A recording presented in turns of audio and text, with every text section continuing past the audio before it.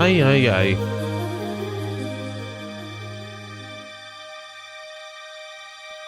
Oh shit, I forgot to change.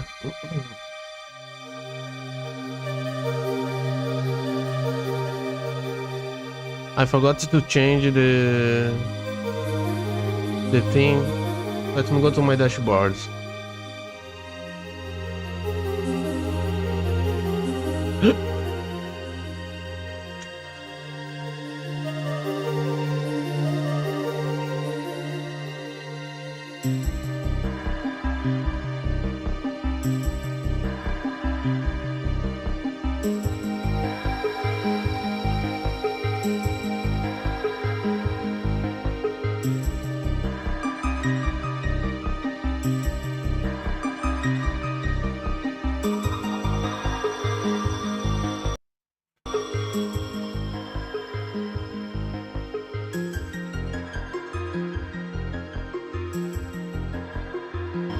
Teste, teste, teste.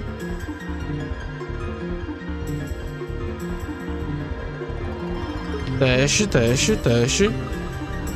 Testando. 1, 2, 3. 1, 2, 3. Teste, teste, teste. Testando. 1, 2, 3. 1, 2, 3. There's a big delay. Teste. Very big delay.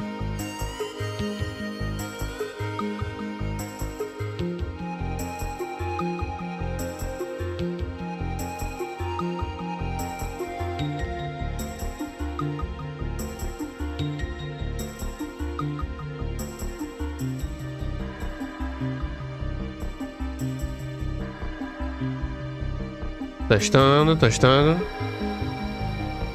Testando, testando. Ok, esse aqui tá ok. This one's alright. Let me see here on my OBS. 1, 2, 3. Teste, teste, teste, teste. Teste, teste, teste, teste, teste. Teste, teste. Teste. Teste, teste. 1, 2, 3. 1, 2, 3. 3. Okay. Here is okay, I think. Maybe a little to the left. Here. Now let me make this one a little smaller. That's kinda big. Okay, this size is good enough. I have some videos separated in the size, but first is vtuber clips.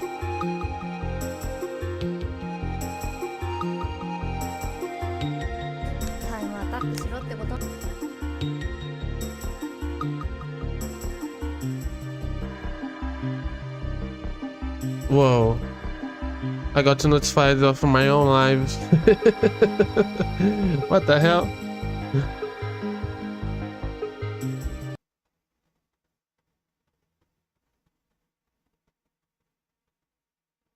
Wait, let me see something really fast here on the side.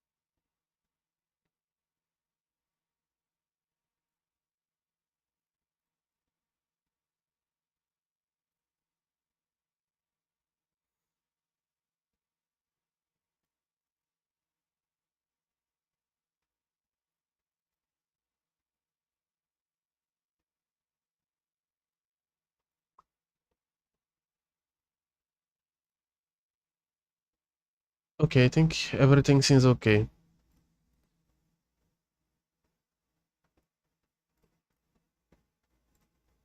Let me test the chats. I forgot to do that. Okay. Tired of streaming to zero? Let's change that. Only at nisna.com. Uh, okay, let me just bomb. What the hell? There is always this bots, I think. A real person would not spend time doing that, right? Right?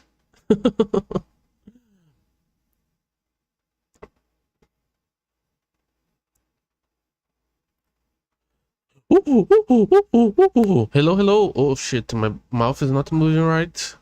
Uh, Someone's calling me. Let me pause the recording.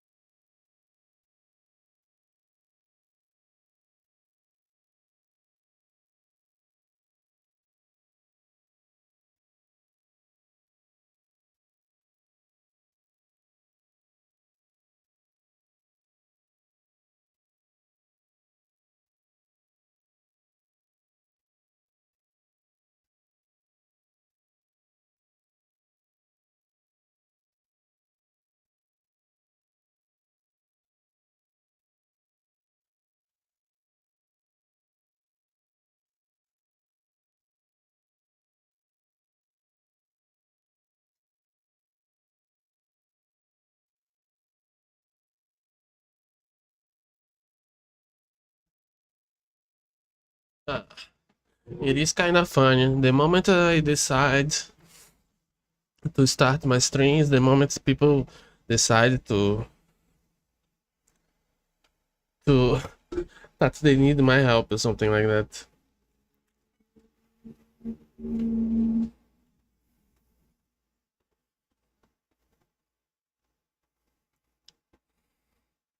Teste. Let me see here. Teste. It's okay. Oh,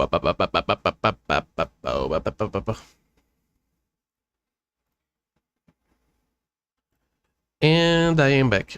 Sorry, someone called me. I had to pause the recording.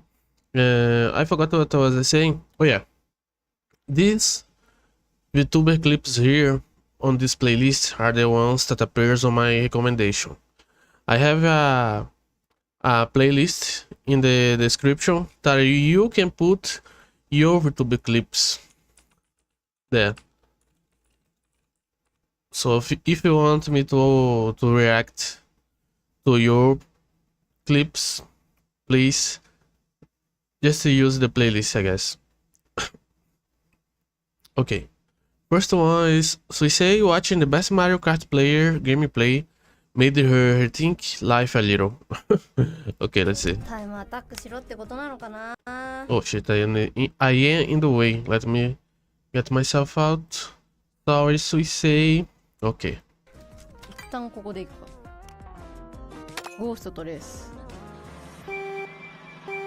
I don't have a Switch.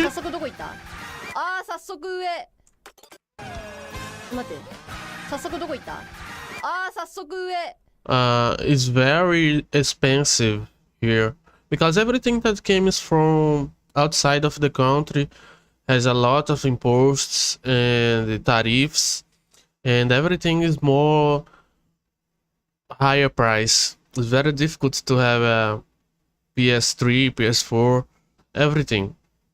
And the Nintendo is worse yet because the Japanese, they don't try to make the price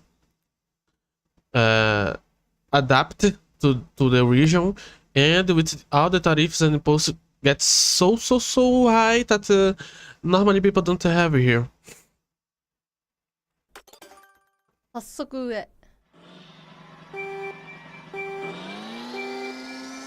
Okay. Oh. So he knows.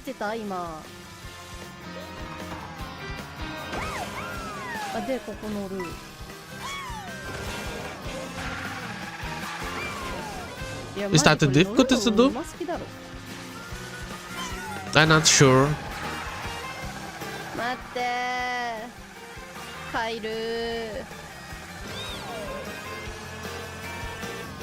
The Mario Kart gameplay that I played was the old one, not the news. So I'm not sure if this one is more difficult or not.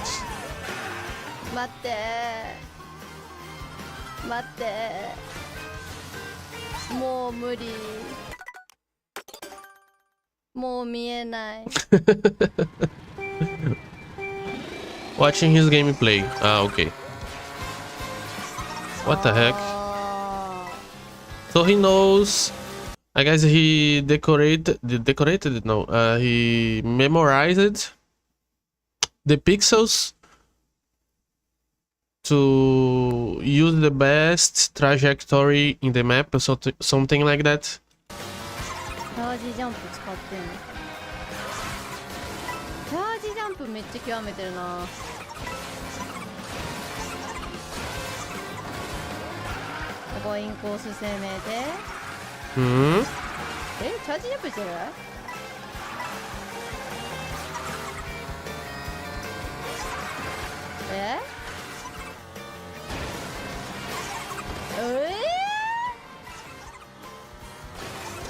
What the hell? He makes it look easy, and that's one of the things that good players normally do. Make everything, make you watch and think, I think I could do that, but when you try, you see that it's not that easy.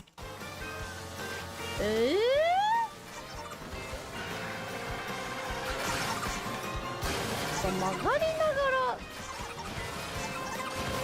これチャージジャンプじゃない？もうわかんない。どれがどれ？どれがどれ？車道を走っ But I don't have a Switch. I don't have the custom of playing Nintendo games every time. It was always expensive here. But I used it to have a pen drive with a bunch of Nintendo. I used it to have a pen drive that a friend of mine gave me with a bunch of Nintendo games on it that I would put on the PC and play. てもらっていいですか？こんなマリオカートじゃねえ。Music Goblin. Japanese Goblin. My first character was a Oni, a blue Oni. Okay, this one was very nice. Oh, I forgot to comment. What the hell? Next one. 6 minutes of Clio and sleep teasing Mari _ EM. Let's go. What a male. Yeah, 15 signs you're a fickle bottom male. Super rare. What the heck? Better than Fickle bottom male. Maybe we should show these on stream. I don't know.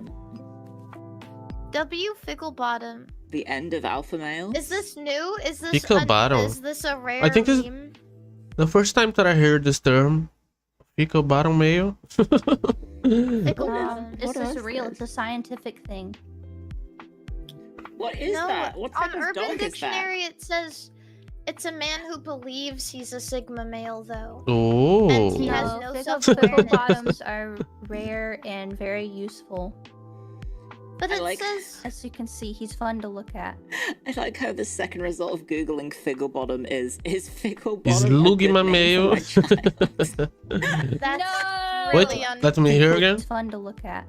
I like how the second result of googling figgle bottom is figgle bottom a good name for my child? What the hell? really unfortunate. That's a real figgle Anyone bottom who male. names their child fickle bottom should be killed on the spot. There is some strange What names if we out start there. calling you fickle bottom? No, Will you I'm kill us? not that though. Mary_FB. And these three, I was kind of surprised when I saw the new generation that they came to when they debuted. Because I guess it's because I was expecting a normal debut with new characters and things like that. But it is a very nice addition. They fit right in. Oh, you little figgle. Don't. Okay. I don't want to be that. Little figgle That's- boy. Oh, she has some teeth. I forgot the name. Very nice. 45. Stop. Little I am figgle not a- 45. I am not a fickle bottom boy. I'm What an alpha classification are male. you? Mm-hmm. You're an alpha. I'm an alpha male. Mm-hmm. Sigma sounds nicer. Yeah. I'm a Are you glorious leader. Beautiful princess. Are you crying right now? No. Are you sure about that? Yes. Okay. guys, Why? he's an Who alpha. cares? Very brave. You know what? An alpha, a real alpha The tracking is very good because it's getting the smoothness right in. male knows that crying doesn't make him not masculine. True. It's okay to cry. Get that VTuber, true. It's okay In to cry when fact, someone calls crying you a makes me fickle more bottom. masculine because I'm in touch with myself and I know when You're I touching need yourself? to let it out. What the fuck, Cleo? When hearing this made me remember the Jojo. I think on the set with on the Joseph story with the Pillar Man, there was one of them that cried for the other, I think. I'm not so sure right now. And her talking about Mayor being confident and crying, confident on the crying, made me imagine him because he is a warrior, super muscular warrior in the way that the JoJo characters are, and he cries really fast and then automatically really fast returns to normal. It was kind of fun. It's been some time that I have watched it, so I'm not sure if I am remembering right. Ow. Haha, she touches It's herself. okay. We won't call I you a don't fickle touch bottom anymore. myself, and even if I did, it shouldn't be a problem. Haha, she touches herself. You touch stream. yourself. No, I It's don't. like kids Yeah, you do. No, I don't. I know you kids do. fighting. I know who you are, but what am I? I know you are, but what am I? I know you are, but what am I? Don't laugh. Y'all are both fickle bottoms. No, I'm not fickle bottomed. Oh, hang on, I'll join in. No, I'm not fickle bottomed. You'll cry. Okay. Not Everybody's had working. a My mouth is crying on. Why is moving it not normal, working? I think. Cry. I'm not so sure about I'm that. demand. It won't work. She's for some faking it, reason. bro. It's not She's trying to working. fake cry. You gotta Oh my do God, a baby you know sound. Do the what? cry sound. Fake cry. I don't think I can fake cry. On command would be very difficult for me. But there is some people that have the talent, guys. No, not just the talent, but the practice. Why is it not working? Oh, because I'm in the collab mode. There you go. Meh. Wait, have y'all heard my baby cry? Yes. Yes, it's scary. It's scary. Like it's Baby too cry? good.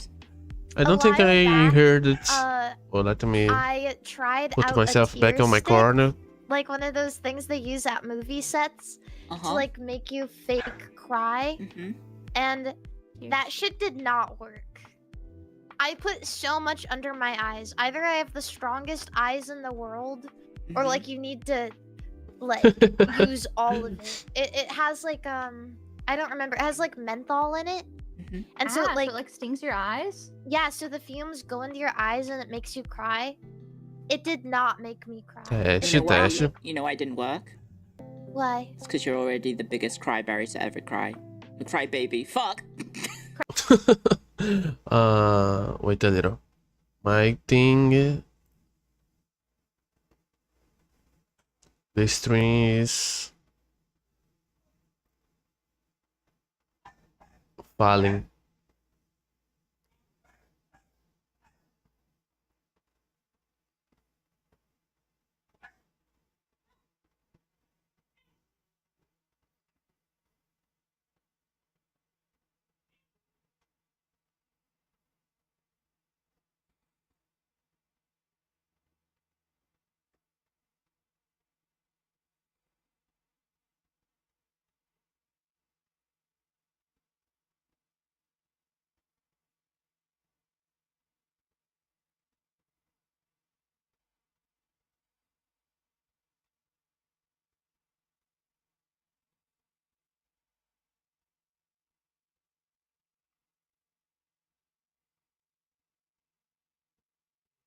Oh, it's better now. The bit rate just got super bad and made the thingy stop working. Let me see the other one to make sure everything is okay. To make sure everything is okay. Yes, it's normal. As normal as it can be.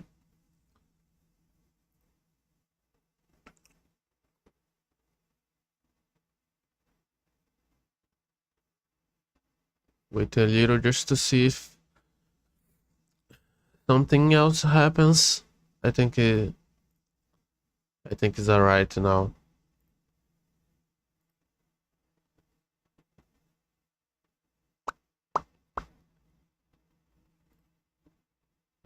Okay.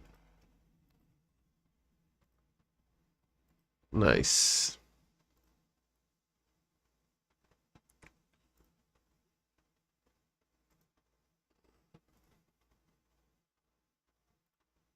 Okay, I'm back. Cryberry. Cryberry. Cryberry. Up, and now everybody laugh at you. No, instead you're of the me. you're the biggest crybaby. Real life To ever typo. cry. Real life typo. No, I'm not, Cleo.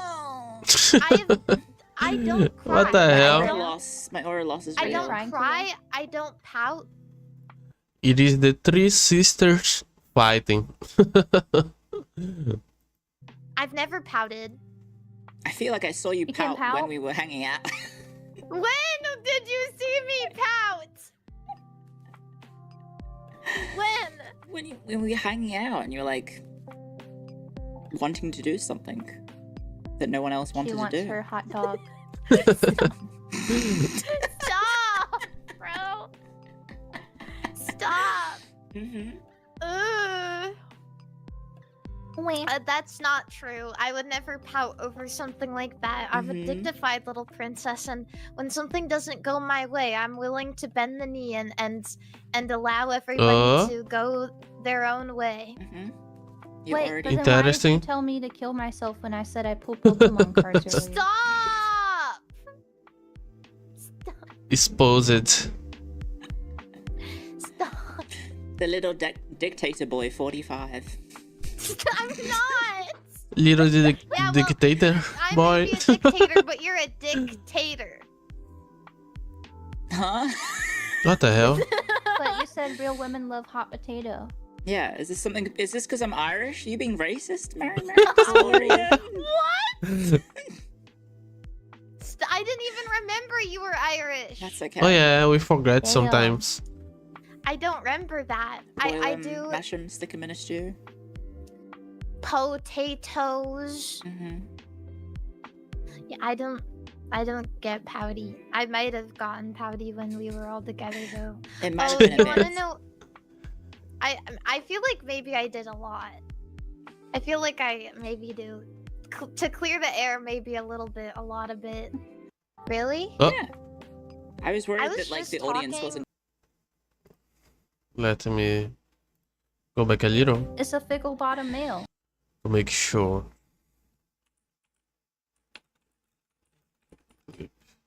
Make sure to give the comment.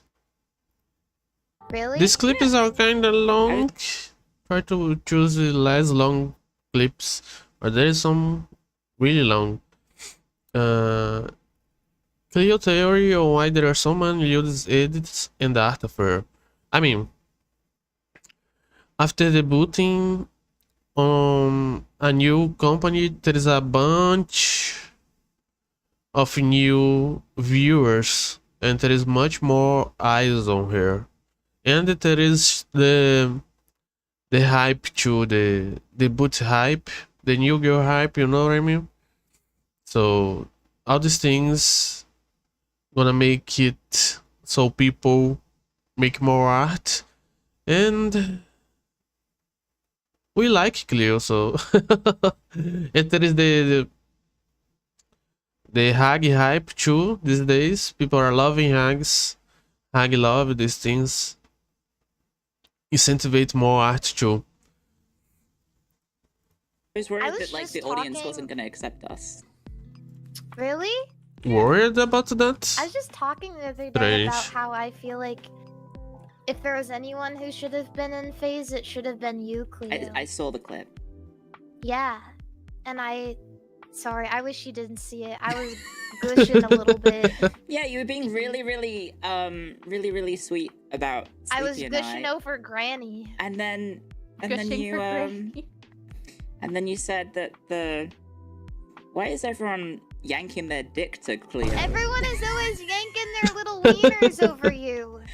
That is Their one thing I penis. was not expecting. Was I wasn't to see expecting it either. but it Every was single like, time I open up YouTube, No, I it's want like to see an her edited thumbnail of you with your tongue her out, and theory. it's like the Cleo situation is insane. I hate it. And I click on it, and it's literally the most innocuous clip ever. It's like nothing. I got hit It's by like, the HoloLive clipping experience. The next day. I don't know. Like, for some reason, I think Mary and I have the correct theory on the matter. Is that I think what happens is What? my design is not very sexy. Okay. So Yeah. because my design isn't sexy, people are more creative with their horniness. Makes sense. Makes sense. In regards to that, right? Because, like, if you look at someone, like, I'm not calling shade or anything, I'm just being very objective. I think Irie's design is very sexy.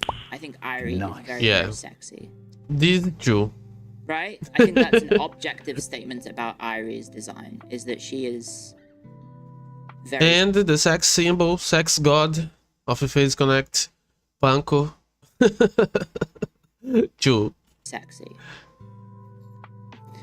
But I feel like maybe I get more naughty stuff, or people looting me, more than Irie does. Because Irie is already sexy, whereas I'm more covered up and, I guess,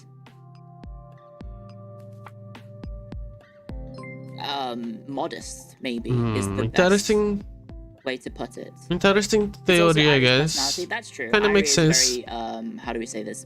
A bit. Irie's very, pawn wolf, right? Whereas, I don't know. I do enjoy a funny joke, and sometimes the funny jokes are horny in nature. The lewd posters are the loudest ones. That's true. That's true. I just feel like I don't see... Yeah, normally lewd art get high views, so sure they are the loudest ones. Like, people being horny about Irie in such a way. It's not about the looks, it's the personality. But, like, Mary has all the jokes about, like, being the CEO of sex and all that jazz, right? And yet I feel like, I don't know, I get targeted with the horny posting. I'm like the tank. I draw the aggro. Mary is a Filipino boy. I thought that was Filian. Oh yeah. I'm the lightning rod, yeah. They confusing the Panko is person. also the CEO of sex. They're both CEOs, I guess. No, Panko is pure and innocent. What? Sorry, wait, hang on, you're getting me all confused. It has nothing to do with my 10%. Press X to doubt. I feel like my 10%, my 10.1%, sorry, put some respect on the 0.1% percent, by the way. My 10.1% female audience is primarily 10%? because of the auto play. 10% is a kind of a fucking high number. What the hell? Of the females? 10%? Shenanigans happening.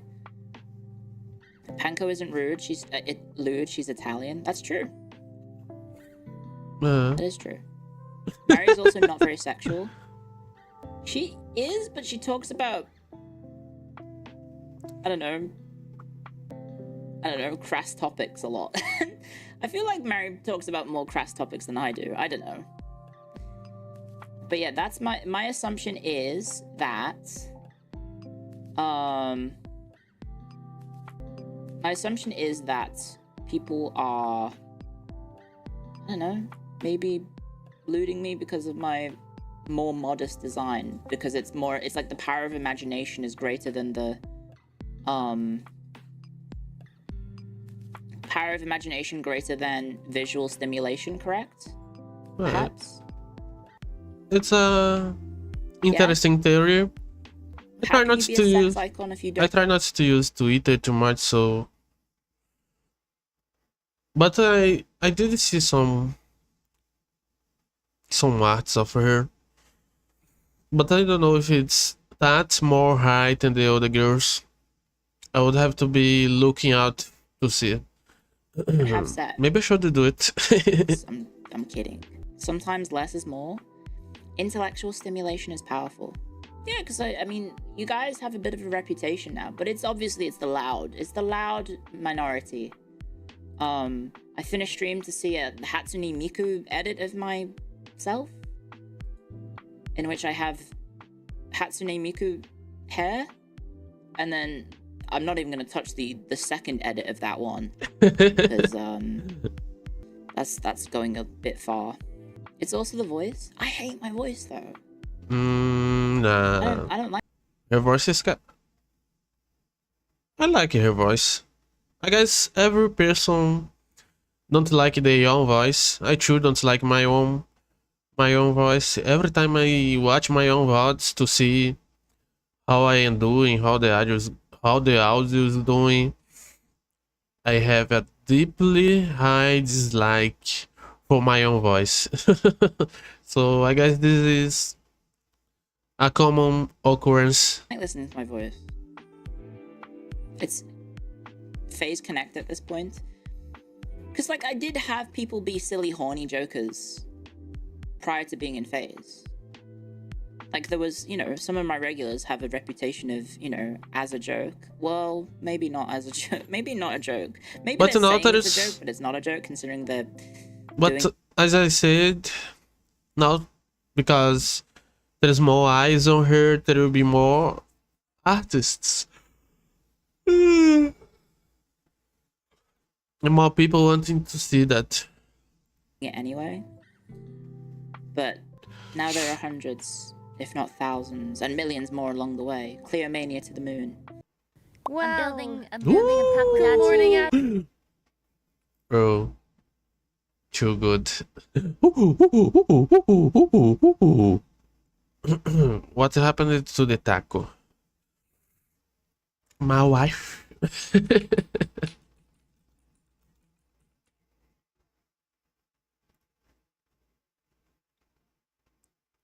After you cute. Cute. Oh, kawaii na. Kawaii. I'm wearing a classic school swimsuit. Kawaii I got na. Takodachi posing for me for my beautiful sand statue. Yeah, he's a great model. Look at that. Very cute.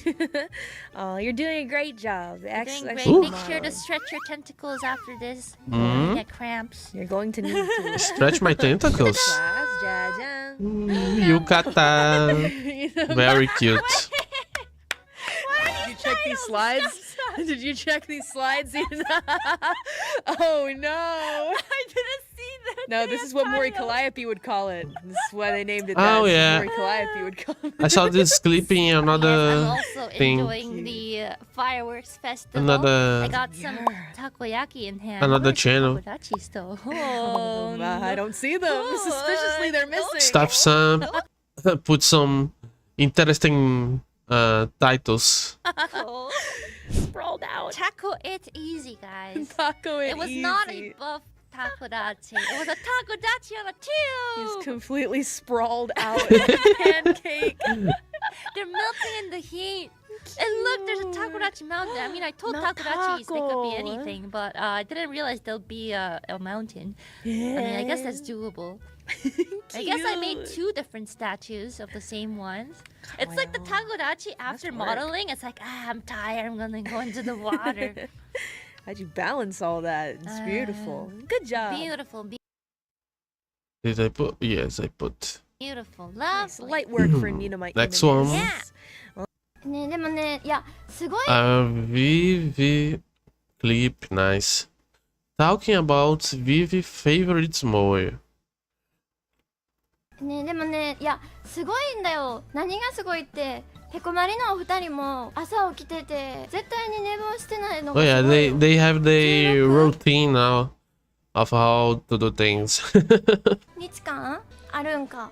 ペコラが寝坊するとは思わない。いやそうやんな。ペコラ先輩とかマリちゃんとかしっかりなんか時間にしっかりしてるイメージある。ビビはね普段の配信とかでも時間通り始めることの方が珍しい。時間通り始めたらおなんだって時間通りだとって言われるタイプやから。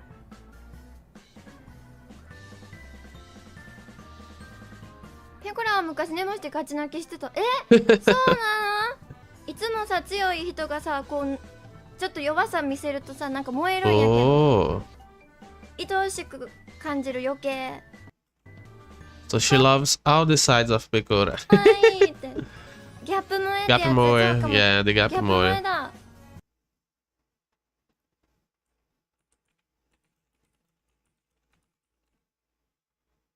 Next one is Bibo clip. September 12, 2024. Bibo recreating the same exact fail from a year ago in COD Black Ops. Oh, let's see. Set. Boom! Let's go. Oh shit. They're dead. We have to destroy the rocket, no matter what. It's too late. I can't stop it. Oh no! Oh, they're going into space. This'll do it. Shoot it. Huh? Oh. Load Mason. Oh. Now. Too high. Too high? Oh. Oh, what the fuck? Now that's a way to miss. Oh yeah. Oh, she's replaying the game? Set. Ah. Ooh,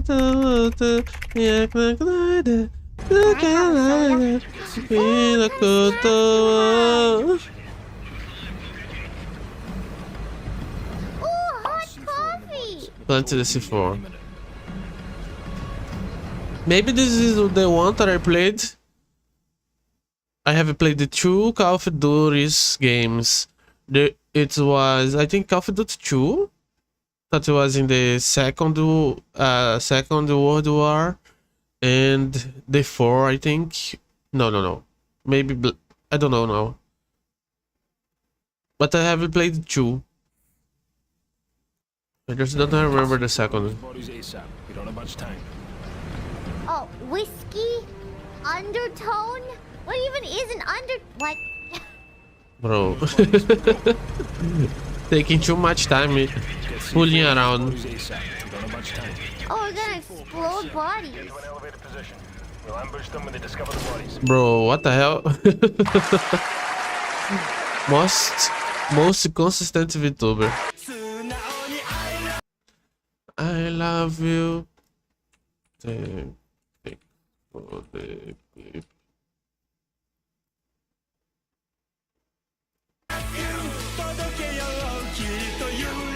One more. ねえ、私さ、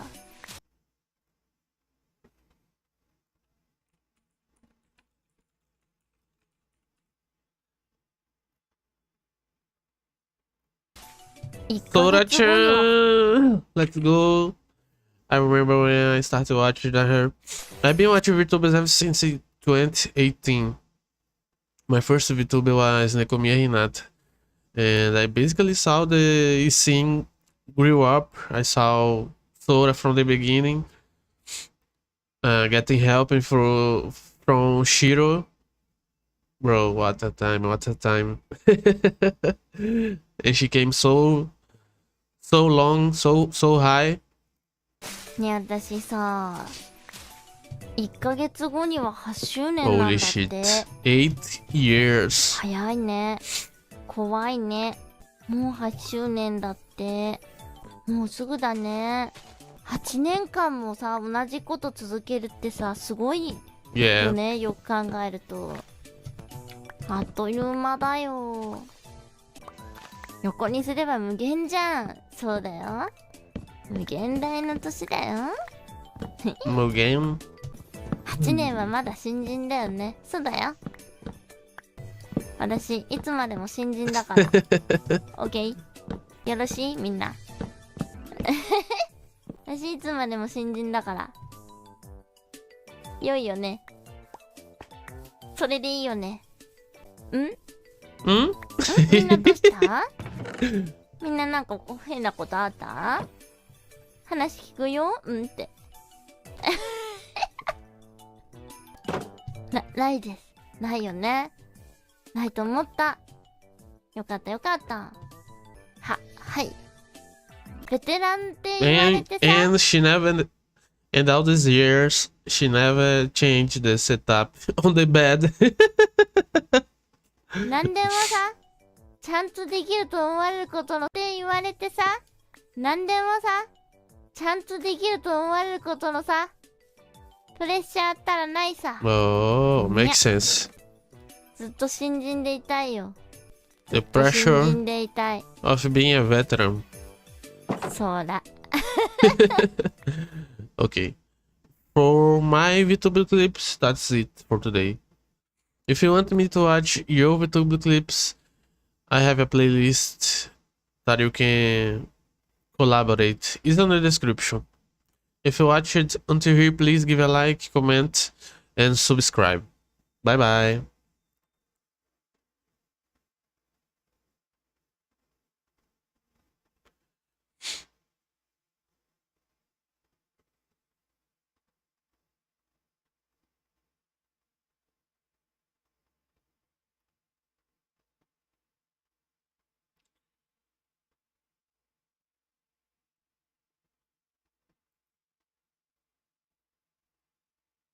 Let me name the video so I know later what it is.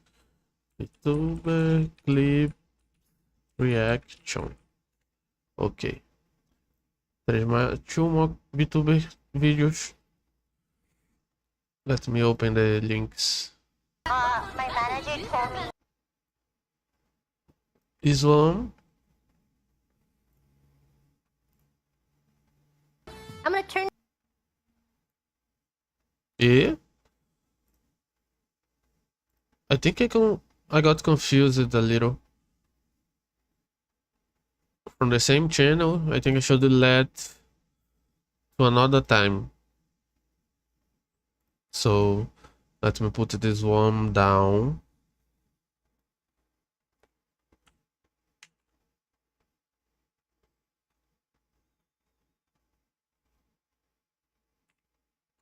Let me put this one.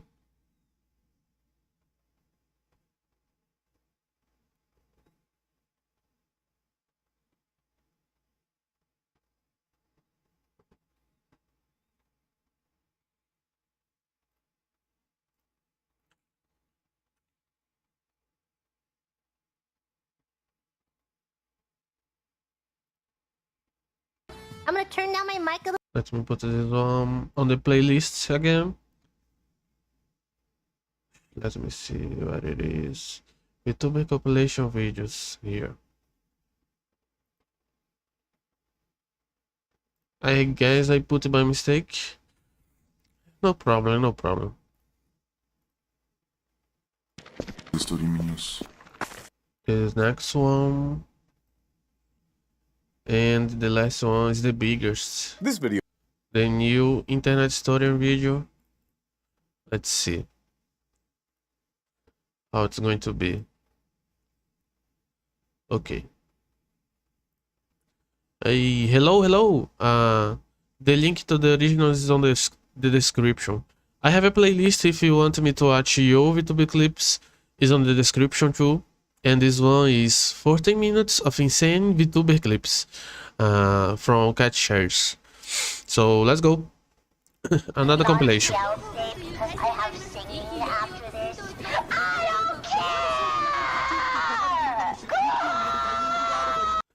Kusogaki.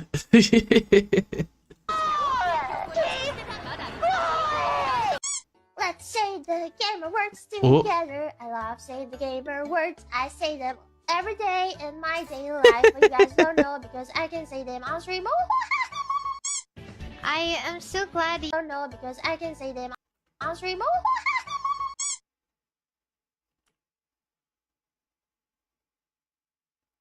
Why do you sound mixed?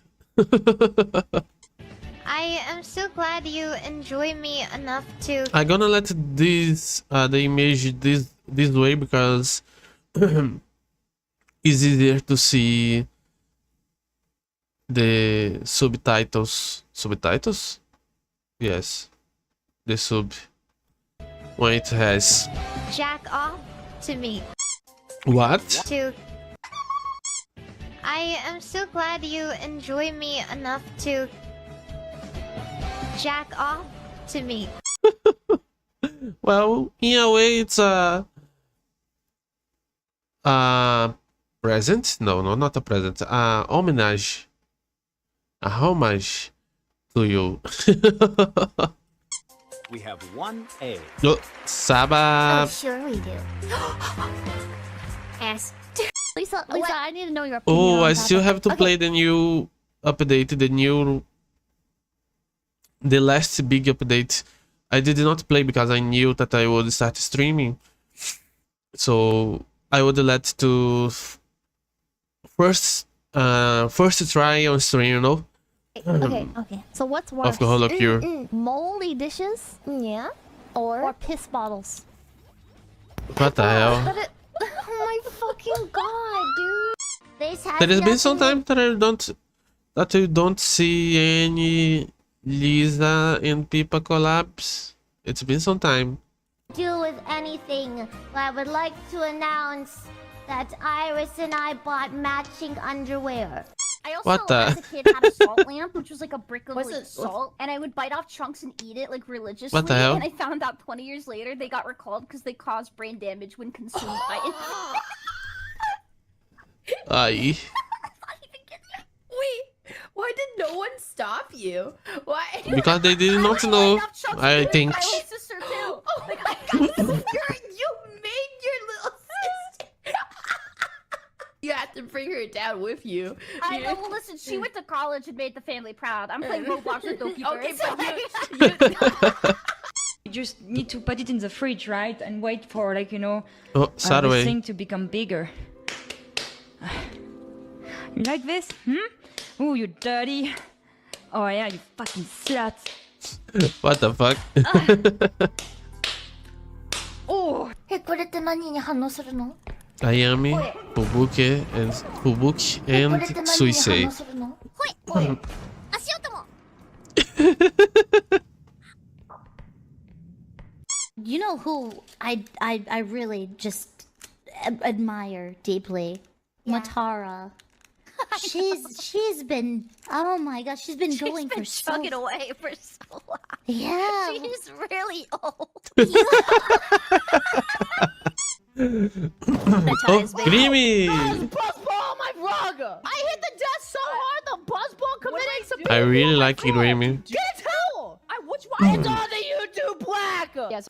He's one of the small number of VTubers that made me use Twitch.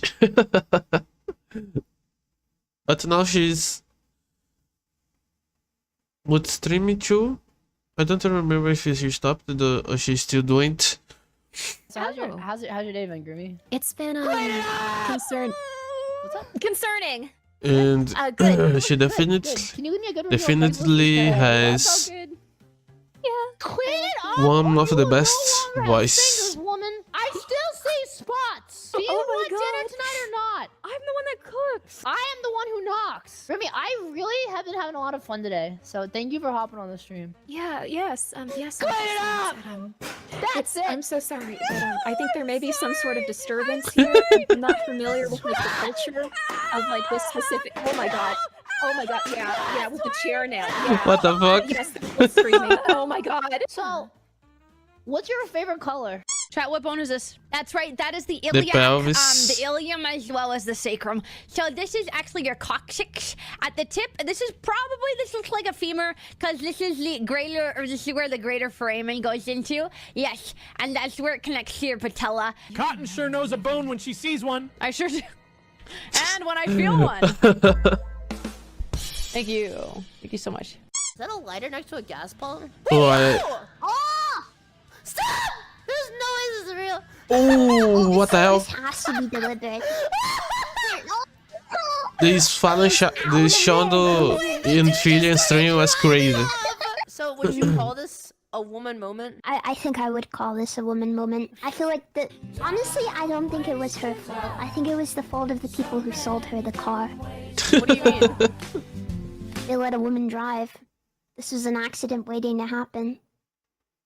You just have to wait. Okay. I am been in one car wreck before. Were you driving? Yes. I see. Are you gonna ask if it was my fault? No, I know the answer to that. It was my fault. We all know. Makes sense. The battery. Oh. I'm gonna lick it. I don't know what that does. Look You into ever those. actually licked a battery before? No, but when I was a kid and oftentimes an adult, I would plug it. You know the iPhone chargers? What do you mean oftentimes as Occasionally, you plug in your iPhone charger and you know like the Yeah. little part you put in the phone. I'd lick it and it'd be spicy. What the hell? Sour and it like zaps you a little. Yeah, and you'll never have to grow up after. Where are you from? Oh. Me? Well, you know where I'm from. Where am I from? Tell me. Freaking buck teeth. Don't say France. You're Tell from me, where am I from? Belgium? No, what the fuck? No. Okay, No, no, no, no. Romania? Oh, Brazil? All the things. Mongolia! Norway! I'm gonna Sweden! This model is really big. No, dude! I'm just like everyone else to her. I thought Israel! you- What the fuck? Do I look like Hungary. someone from Israel? Ah. Frick you. You wish you could freak me. Bro. Hungary. Hungary. Hungary.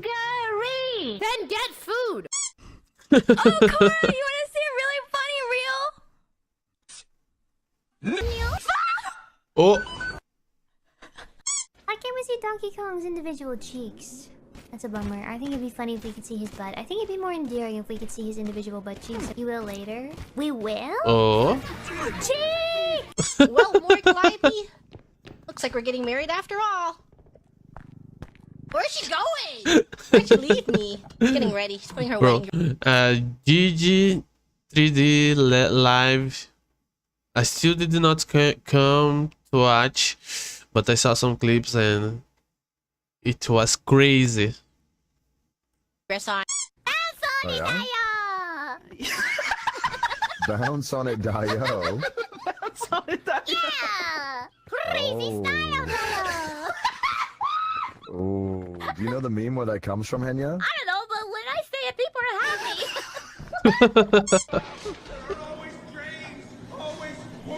大丈夫？ Bro, ちょっと待って、まずいな。何してんのお前。何してんだよ。一体何をしてんだっつってんだよ。 Me and my girlfriend are deaf, No, and every tema? time we're flirting in sign language, her dad turned off the lights in the room we're in. It makes me so angry. What should I do? Fuck her right there in front of her dad. Be alpha. Who the fuck is this bad What the ass fuck? bitch getting ahead of you and your girlfriend? Come on, strip naked and do it. Based. You know what? Fuck the dad as well. What? what? Fuck everyone. But like, why can't you have like a little bit of alcohol, right? They're like, you can't have any alcohol, but it's like, you know, for esports gamers, they have a little bit of alcohol, and it's like a performance enhancer. They have? You're telling me I can't have one little shot before getting on the road? Oh, which I did not know this about the esports. of the following is correct? Oh, it's about science. Candy is very good at science. Hey, iPhone brain. you guys, here, listen. Our ground is flat, so we can walk because ground is flat. Oh, no, shit, round. so fucking If stupid. the earth is round, we fall down. You know what I'm saying? You know what I'm saying? Here's what we're going to do today, boys. We have installed an extension that allows you to click anywhere you want. And they made it.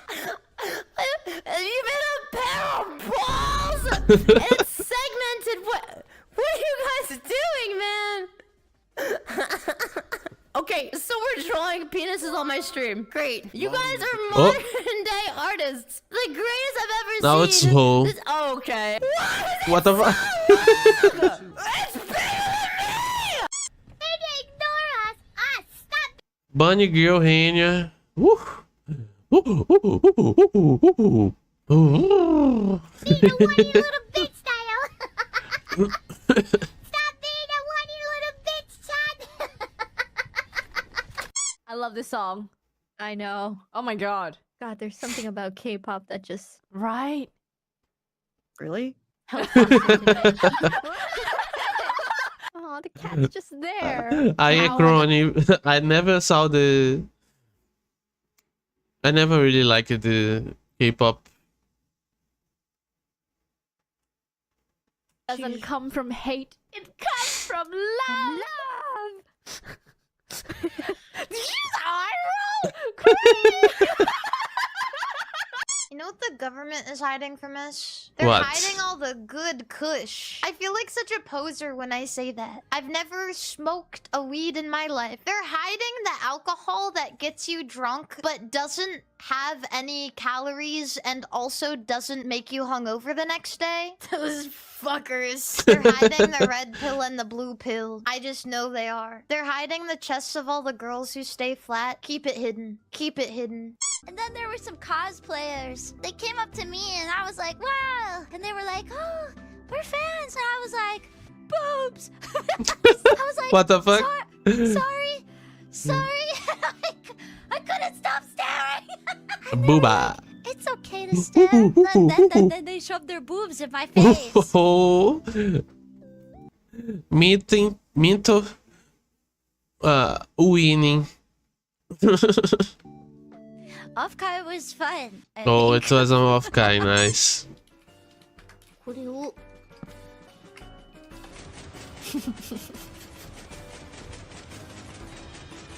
Oh.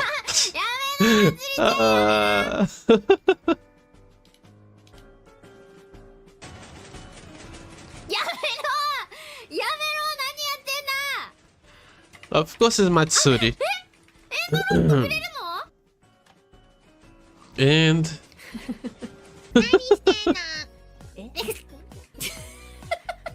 Women. the perfect moment. Whoever, like, when women, you know, when a woman just womans and you're like, oh my god, woman. Woman. What the fuck is she talking about? Daughter? I don't consider Vibu to be a daughter. You're not my mom. I'm not your mom. I'm not your dad. But my mom either. collection. Your mom collection. What the heck? Yeah, I don't want you to be my dad. I want you to be my You've mom. got mom Seki. I don't know if I can be a mom. That's more of like a Kiara thing. Oh, if you want me to be my true. wife. Okay, that works, I guess. If it's okay. I feel like the Holo family is already convoluted enough. Trying to make any sense of it is just impossible. at Choosing this point. between Don't try to make sense. choosing if the girl's gonna be your mom or your girl or your wife. What the fuck? Like, I'm married to Shiori, but she's also my mom. And Kobo and I are each other's moms. Oh. Sure about that? Well, yeah. What was that sound? What? Oh, I was drinking from a glass. It sounded like you choked. Now I'm blowing bubbles. I don't even believe you. What was that? That was me pulling the straw up. It's like a bendy straw, bro.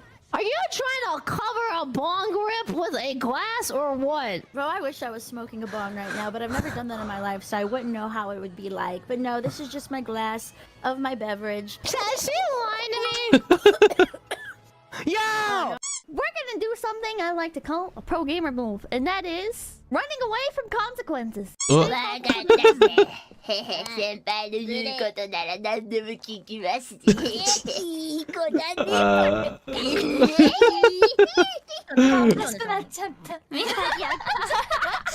Too good, too good.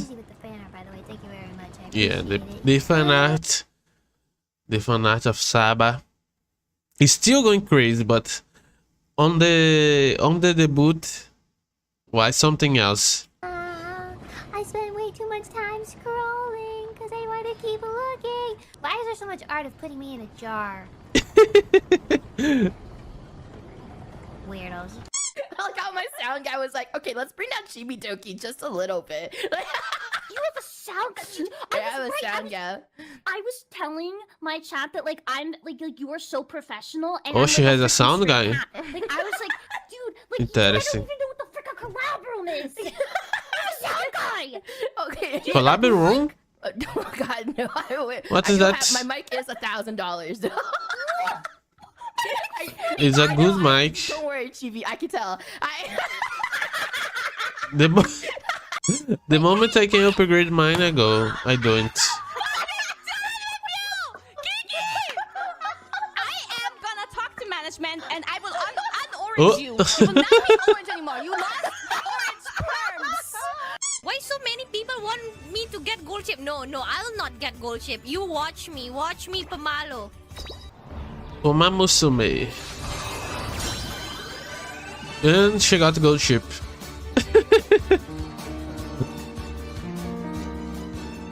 She's going on hiatus, I think. It's kinda thick. I'm not sure. I have to look it up. Okay, that was 14 minutes of insane VTuber clips. The link is on the description. If you want me to watch your clips, I have a playlist. It's on the description too. If you watch it until here, please give a like, comment something, and subscribe, please. Bye bye. Let me. Okay. There is 2 more. Oh yeah, there are 2. Holy shit! This one is on hour. And Momoy. Hello, Aru. How are you doing? I'm just recording some of the videos to post. I think I'm gonna start. I sleep today because I took some. I'm a little bit sleepy because a little groggy because I took allergy medicine. I almost sleep.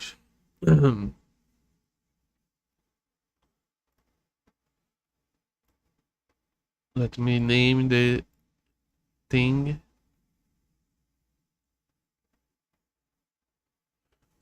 Okay. There is raid next week. I still have to do the event. I think I'm gonna do the event off stream because it's almost finishing. And I take too long reading. And when I play next time, I want to do the final episode.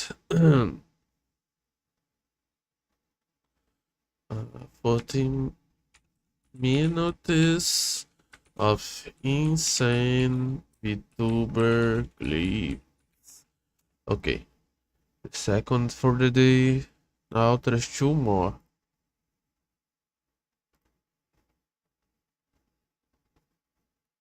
Did I think I forgot to. I forgot to comment. My mic a little.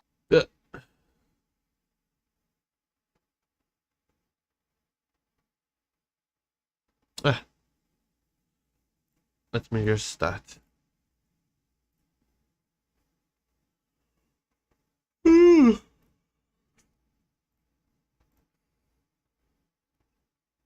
I almost did not stream today. I was feeling kinda bad, but then I remembered that I always feel bad, so not make no difference. Let me start recording. Hello. This is Divine Cyberman's review from Mandalore game.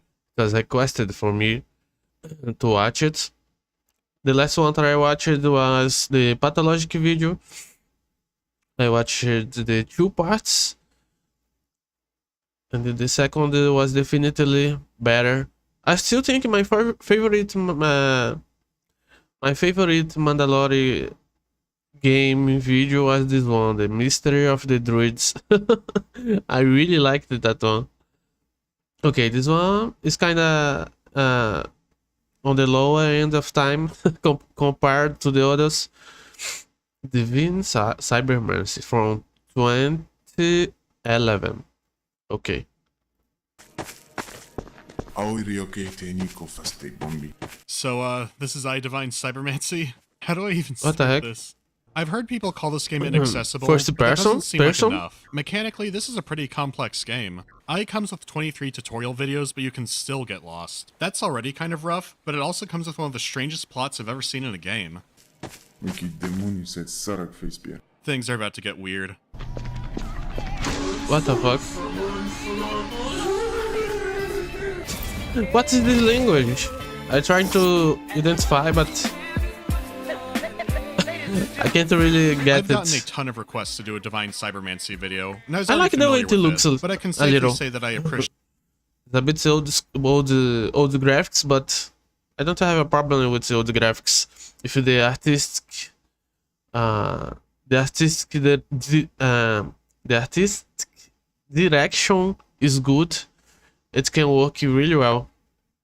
it much more now. I've heard people call it a Warhammer What the hell? ripoff, which is true, but there's more to it than that. Plus, the company admits it's inspired by Warhammer and other titles, and they went on to make a Warhammer game. Let me see. from that. Plus, the company admits it's Inspired by Blade Runner, Ghost in the Shell, and Warhammer 4K. Oh, I only have watched Ghost in the Shell, the movie, the anime movie, the 2 anime movies, not the series. I still have to go around it to watch. And Blade Runner, the old one, I did not watch, just the new one. And Warhammer, I know what it is about, but I never really played anything or watched anything. I think I have watched the animation, maybe one of those fun animations that you have on YouTube. But I know that people do a bunch of reacts of there is a guy that talks about Warhammer 4K, and there is always people making reacts of it. Maybe I should do it to learn. It's Anyway, inspired by Warhammer and other titles, and they went on to make a Warhammer game. I is based off a tabletop game called Ava. You Yeah, probably Ava? haven't played it. It might not even exist. This is because the developers made it, and I think only they've played it. Supposedly, it might have been some weird homebrew version of Deathwatch, but I don't know for sure. What I do know is that the studio made a mod called Syndicate Black Ops for Half-Life 1. So they took the lessons they learned, moved over to Source, and made a new game called Divine Cybermancy. It's a Okay. first-person shooter sci-fi role-playing game. After you've played that sounds I a little too kinda simple like for how what it- it is. how it's- Love it or how it hate looks. I think if you've played it, you can agree that there's nothing but it's quite because like it. I kind of like the style of Cyberpunk and Ghost in the Shell, so makes sense that I would like this style when I see it. Out there. Let's start with the visuals. It's very clearly a Source game. It looks and feels like a Half-Life 2 total conversion mod that went out of control. And seeing as how only about a dozen people made this game, that might be pretty close to the truth. Regardless, this came out in 2011, and it was outdated looking even then. So on a technical level, this looks bad. But that changes up when you factor in art I had direction. the contrary opinion. A lot of But I these- guess when you play, depends. When I am just looking at it, maybe playing would feel different. Character designs are outright inspired. The faction you're a part of has some really interesting designs. It really feels like they're doing their own thing here, and put a lot of thought into how these guys would look. But this doesn't exactly Cassius? extend to the enemies. Almost all of them look and feel like a derivative of something you've seen before. There's even a mission that seems to be a homage to Space Hulk. You fight off waves of four-armed enemies in these stone hallways. I mentioned they made a Space Hulk game, right? So they're not winning any points for originality here, but I'm not sure that they cared. This is a game where a werewolf will debate you about why your species is bad. The story is really something, but we'll get to that soon. The maps also have a strange quality divide. Some look like classic cyberpunk art, with big flashing neon signs and bright Ducky lights, Ducky? and they usually contrast a dark or dirty looking city. Everyone wants you to buy a gun, a burger, Contestation. or a prostitute. So even though the game takes place in the far future out in the solar system, Americans will feel right at home. If that sounds too fancy for you, you can enjoy these surrealist hellscapes instead. However, a lot of the maps are just downright bland. They don't feel like actual areas, along with the fact that a lot of them are It covered in seems fog. something that I saw is that it seems like there is not people on it. I don't know if this was to make it easier on the engine or what, but it feels like Morrowind. These maps are also huge. Normally this would be a good thing, but in the case of it doesn't work out so well. The tighter maps have a lot more detail and look way better visually. The rest of my map issues are gameplay related, so I'll wait till that section. So for now I'm gonna give the rundown on the story. I'll save spoiler stuff for the end of the video, so no worries. You start the game inside of a dream, commenting that you killed your mentor but you are not his murderer. Before you What know the what's heck? happening, you wake up in a cave. Apparently you were defeated during a mission and you now have amnesia. When you get back to your headquarters, your mentor is alive. He doesn't explain a ton about what's going on. Your personal servo Okay. skull has a message for From you. the beginning, the story is a bit convoluted, maybe. From yourself. You explain that Commander Rimina had sent you on a mission, and that this could happen. Listening to the message from yourself and then talking to the commander gives you a general idea of what's happening, but he says if your memory is fuzzy, you could go to the archives and catch up on the history. That seems like a good idea. What the heck? I'm not sure the library was a good idea. There's a story about Shinji and his dungeon, but the background lore is a little bit hard. I'm not sure the library was a good idea. There's a story. Just like every Saturday, Shinji tortures and rapes a woman in his cellar. Once his sadistic pleasure completed, he decapitates his victim with no loss of emotion. And like every Sunday, Shinji goes to bury the blood and mutilated body of his victim in the Lato Forest, which is venerated by the ancients who called it the Sanctuary. Shinji has accomplished the same ritual for 12 long years, ever since his return from the colonial wars. What the fuck?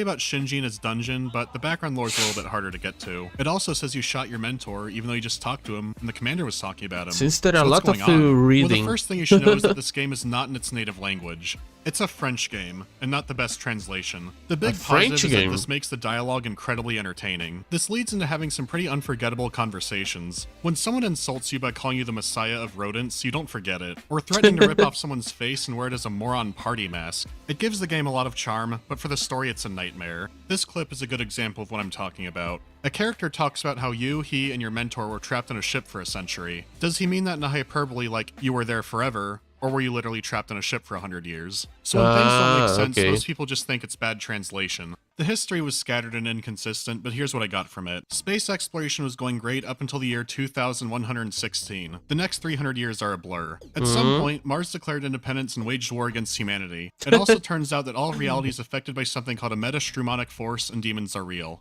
So between fighting the Space Confederacy and Satan, the Warhammer 70% of humans are dead. I think. The surviving planets formed the Federation, but the private sector was still worried about the demons. So some big companies created the Secreta Secretorum, and in turn, they created I. No one knows what it stands for. It was lost to time or something. Anyways, their sole mission is to fight off demons. Because the Federation rules with an iron fist and the companies want more power, they launch a coup against them, but it fails. At the same time, there are two factions within I, the Coulters and the Jian. They've been waging a minor civil war on each other. Your mentor wants to bring the two sides together and focus on fighting the Federation and the demons. The makes commander sense. just wants to exterminate the Jian. Maybe we should focus on not kill ourselves and kill the demons first. Just a suggestion.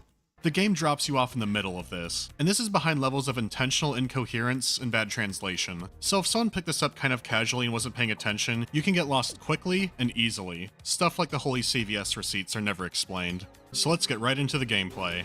Right off the bat, I'll say the ceiling of fun you could have in this game is higher than games like Deus Ex. At least when it comes to how broken you can make yourself. You can turn people to monsters, throw cars, turn invisible, create armies of yourself, hack into people's brains and turn them into a puppet. You can even teleport inside of an enemy and blow them up. Oh, I have this. Brains and turn them into a puppet. You can even teleport inside of an enemy. I have this and blow dragon. them up. I have a dragon, a little dragon of metal. It's on my. But he has a kind of a power in his hand, a Kamehameha, I think. Like a Kamehameha, a ball of power on his hand. Up. And that's not even everything. But this is a role-playing game, so you will have to earn it.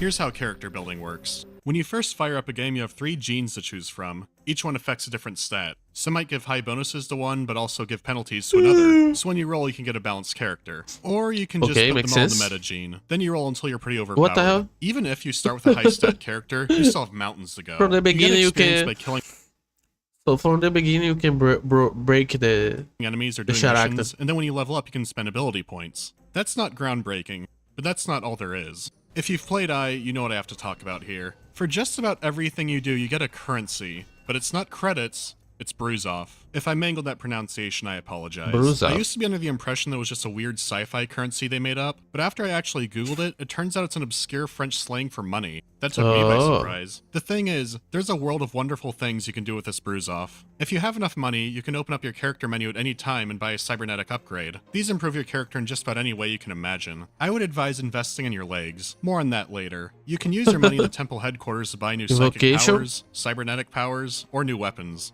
All of these items usually it's kind of nice the mixing of cybernetic powers with magic, mystic arts requirements, so you can't buy them all at once. They might also need but it research. depends on how it's done, because it could make everything worse, or it could make better. Depends on the author, on the writer. It uses a very similar system to the original XCOM. When you kill an enemy, they have a random chance of dropping a briefcase. These cases have research items, so you want to grab as many as you can. Research costs Bruzoff and happens in the background, but you can spend more money to assign more scientists to speed up the process. This does have a few catches. First, what you get is completely random, even though some enemies are known to have higher drop chances for loot. The issue with this is that some research requires other research. The game has an entire tech tree. On top of this, some research is completely useless. I don't mean tiny bonuses, I mean they do literally nothing. And you can't really tell which research— Alpha Planta Shock Absorbers. This stupid technology seems to be just an update of Walking Easy, and it is pointless for our operations. And you can put it? Research is going to be junk, so don't spend all of your money on one research. There's only a few useless ones, but it's something to keep in mind. It does incentivize playing the game longer since there's some pretty powerful endgame researches you can get. Most of the really devastating weapons need them, but having them be from pure RNG is kind of annoying. The max character level is 120 and there are tons of powers and weapons to unlock, so this variety seems good. How's the gameplay? Well, if you like the original Deus Ex, you'll feel somewhat at home. It's nowhere near as intricate, but it is familiar. Let me explain. You usually have multiple methods for accomplishing a mission. If you're assigned to assassinate someone, you could just go and kill them from a window, but you can try a more subtle approach. Or you can go bulldoze everyone How about hacking a security and kill system everyone. and turning it against them? What if you just hack someone's cyberbrain, control them like a puppet, and then send them out to do the murder? You have a ton of freedom in how you can do things. This With a also catch, seems no matter nice. how you conduct a mission, it won't really affect the story. The only exception is one planet where you can choose one of 3 paths to go on. These lead to maps which are exclusive to your decision, but other than that, it doesn't happen anywhere else. So if you like RPGs with big decisions and story effects, that doesn't really happen here. It makes up for this with all the side quests it offers in the main storyline. As you progress, you can unlock new areas in the temple and then go back to areas or visit new ones. These will give you a bunch of plotless side objectives. So they're ultimately for farming and having fun, not more story content. It has an insane plot, but the game is okay with you ignoring it. Even the difficulty settings kind of hint at this. You can crank up how challenging the enemies are and even their spawn rates. The payoff is you get more XP and Bruzoff when you kill them. In fact, even with a cloak, stealth is pretty hard in this game. You can dumb down their detection AI, but that doesn't feel very fair. It already has its struggles since they're basically multiplayer What the hell? bots. So except for mission rewards, everything else is highly encouraging you to kill enemies. They sure gave you a lot of ways to do it. So how fun is the gameplay? Let me introduce you to a starter weapon. Oh yeah, the SMG. most It important has 2 part, the fire gameplay. modes, full auto and fuller auto. This could be the best game ever made. Oh.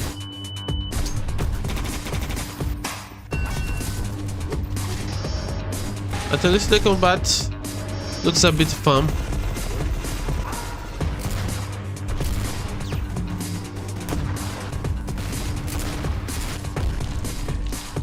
The combat in this game is so much fun. Every single power you get can be hotkeyed individually. So If that here's sounds the- like too much, there is a radial menu you can use. Either way, the controls are incredibly tight and responsive. Every single weapon kicks like a mule and feels powerful. The high top-tier weapons point are of the Evolver. game. You don't see that too often. Plus, it doesn't need research or high stats. You can even wield it or any other handgun with a sword. You won't even care how stupid it looks because it's so fun.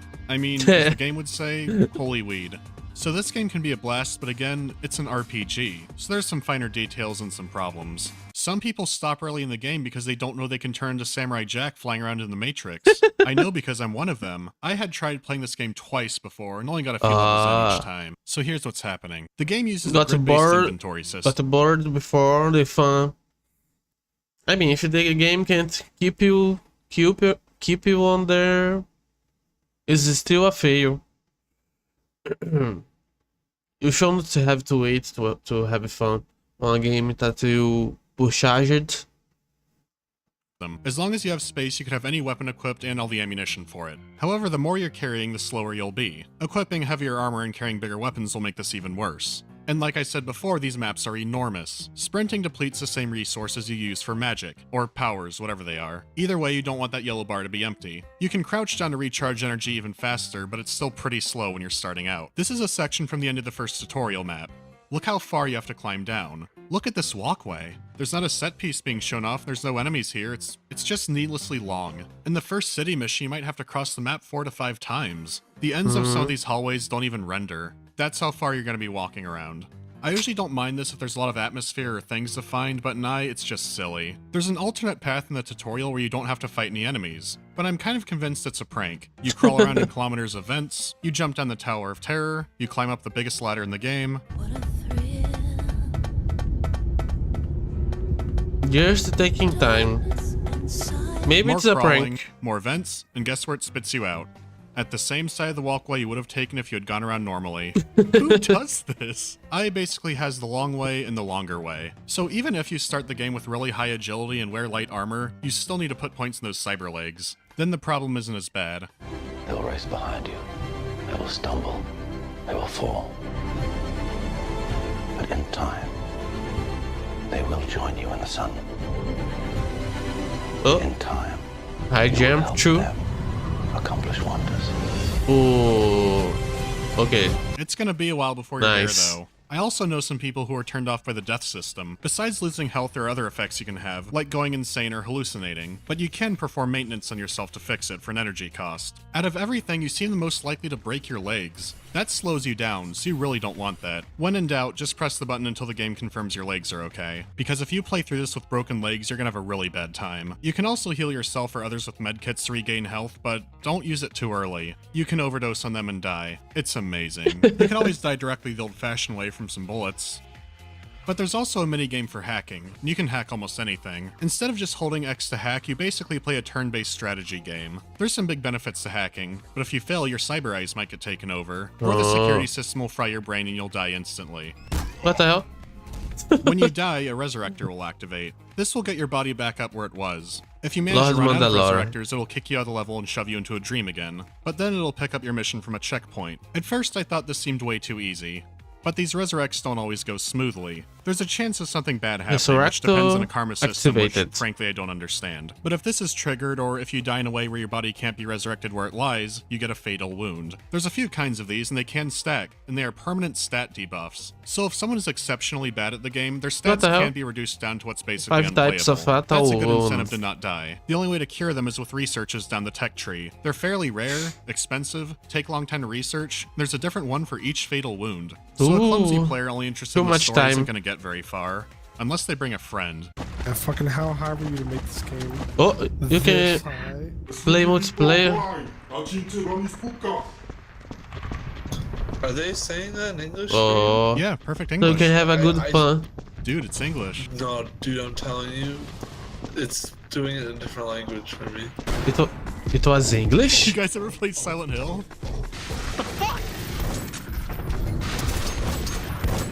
Why is he wielding hammers? This game can be completely played in co-op. It has a 32-player limit. Holy shit. 32. You can use your character from single player and multiplayer. You can have a so whole you're building gang. up your character for both modes no matter what you're playing. If you're doing a campaign mode, only one person can get dialogue at a time, so the fun is fighting off hordes of difficult enemies. I was surprised that the co-op multiplayer is still alive. When I played on public servers, there were still random people coming in and out. There are also competitive multiplayer modes, but all the ones I saw were dead. The single player can be fun, but the multiplayer is even better. Ultimately, I think this game's greatest strength is is giving you a fun set of powers to play with in a big playground. So for all its issues, how is the story? Without spoilers, I'll say it's interesting and something that works best in a video game, but bad translation is a problem in that fan patch doesn't fix things. So if you're ready to embark upon the cycles of guilt, keep watching. Ooh. Otherwise, go to this time to skip spoilers. You good? Okay. If I had to describe the plot the game is visually, it would be spoiled. this. Not what I expected. So Ghost here's in the the Shell, details. enemy? Throughout the game, Commander Rimina sends you on your missions, but most of them are about sabotaging the Jian. You often disguise yourself as one, setting off terrorist attacks or assassinating people as one of them. This is the Commander's way of trying to demonize them so they can be removed. But there are a lot of things that don't add up throughout this. Your mentor seems pretty suspicious of what you and the Commander are up to, but he doesn't do anything about it. He seems interested in finding out things for himself, but seems kind of powerless to do anything about the events. In a way, so are you. A character died in front of me at one point, but then appeared again the next mission like nothing happened. He just says, "I'm here sooner than you expected, huh?" But then he's just killed again. You can save him in the previous mission, but not this one. He dies no matter what. This doesn't make sense, but characters are acknowledging this is happening. There are conflicting reports about characters being alive or dead. People are speculating on the nature of reality. I mean, you can hack people's minds, so... Or maybe some magic. One of the two. People remark that you monologue a lot. There's also a few chatty, non-hostile demons. Some just tell stories, but the one who talked about his cycles of guilt is probably the most relevant. After you talk to the, God Emperor on Mars, well, he's unimportant. You only have 3 main options to choose from. Following your commander's orders means killing off your mentor, followed by assaulting the Jian Temple with your culter allies Order 66 style, until other culters come and say you're betraying the organization and that Rimina is rogue. And you know, that leads to the best line in the game. It's debatable. No matter what ending you choose, whether it's helping your mentor, the commander, or the Federation, it always ends the same way. Your mentor is killed and you have to assault the temple. No matter what, you have to kill Rimina. The credits to the game are on an altar in the room where he dies. But when you leave it, you're taken back to the temple. People basically tell you that his office has been empty for years. But if you go back to the room where you killed him, there's a portal that leads to the weird dream. Your commander, the mentor, and a character only known as Mysterious are there. They ask you about learning anything and consequences and the nature of reality. When you leave this dream, guess where you are? What the hell? Oh hell? It threw you into New Game Plus. The only way to get the true ending is to beat the game 3 times with each ending with the same character. So I just went ahead and did that. Each playthrough basically lets you play through one new map. Before you fight the commander, a mysterious character will appear and give you a new psi power. When you restart a game a 3rd time, there's a portal in the cave that takes you to the true ending. Holy now shit. Here's where things get really odd. One of the demon enemies is there, but this time it's a character. She says you should recognize her, but that your guilt prevents you from doing so. What's this all about? She says that you're trapped in your cycles of guilt. And unless you're paying attention to the side babbling of some characters, you're not going to know what's happening. There's a character in the temple who's not flagged for importance called the Traveler of Worlds. There was a high priestess who was a wife of an important member of the order, but she decided to dick around and explore the forbidden zone beneath the temple. He then explains that, as punishment, his husband had her eyes put out and then she was tortured to death. It sounds like the recurring What the enemy. fuck? If you decide to find your mentor and talk to him between missions, he mentions talking to your wife. You never see her, and as far as I know, it's the only mention of her. The Traveler mentions that the husband was forever changed by this. So the game isn't literally what's happening. You, the mentor, and the commander are the same person. You're the one who's trapped in the cycles of guilt. A really basic high school philosophy lesson is the allegory of the cave. If you've never heard it, to summarize it, some people raised in a cave think shadows in the wall are reality. Except unlike that story, you never leave the cave. You're always in the cave. This dude was right about everything. After I did some looking up on the concept, it turns out it's a Far Eastern thing. It's like reincarnation, but related to Buddhism and... If you change 2 letters around, it sounds like something else. In fact, there's a lot of anagrams in this game. I learned about all these other connections after talking to veteran players, because I couldn't find that off the top of my head. All I caught was the cave thing, the plot about the wife. So how does that end? Well, you can choose to pass beyond the frontier to try and find peace. Peace looks like this dump. There's nothing else here, you have to quit out by yourself, and your wife warned you not to break the seal.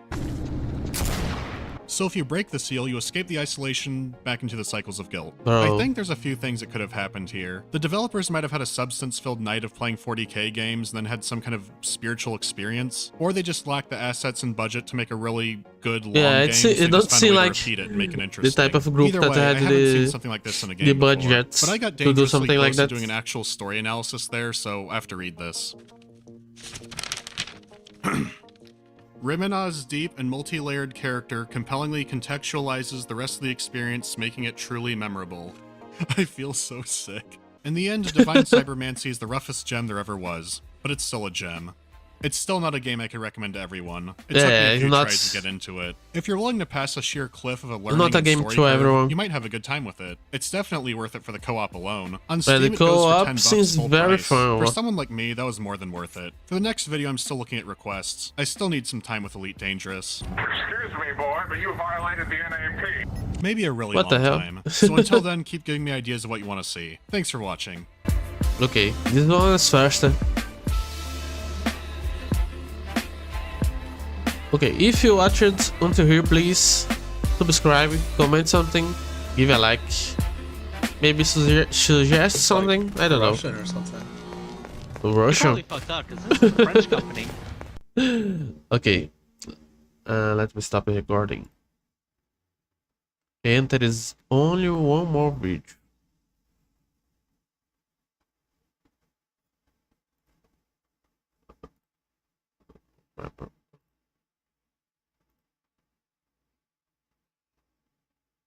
Let me name it.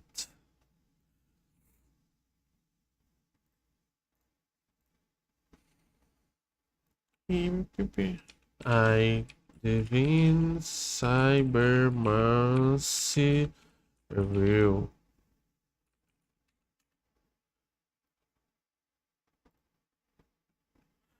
Okay, the last one. It's gonna take some time. Holy shit, 1 hour. 1 hour and a half. What the fuck?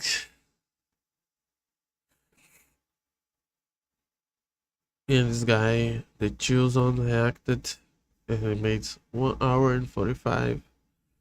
And there is more people that I saw sometimes before. Okay.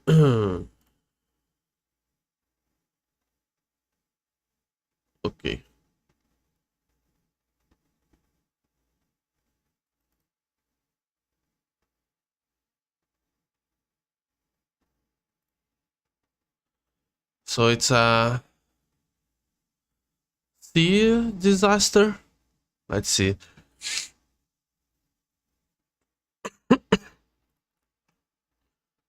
Let me start the recording. Hello, hello. Ever giving, ever taking away. I saw some comments and it seems like it's a sea disaster. So in 1 hour and a half.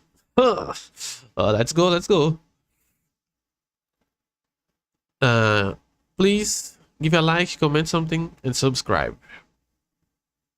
Video was made possible by Saley and some very patient people over at Patreon. Okay, music fades in.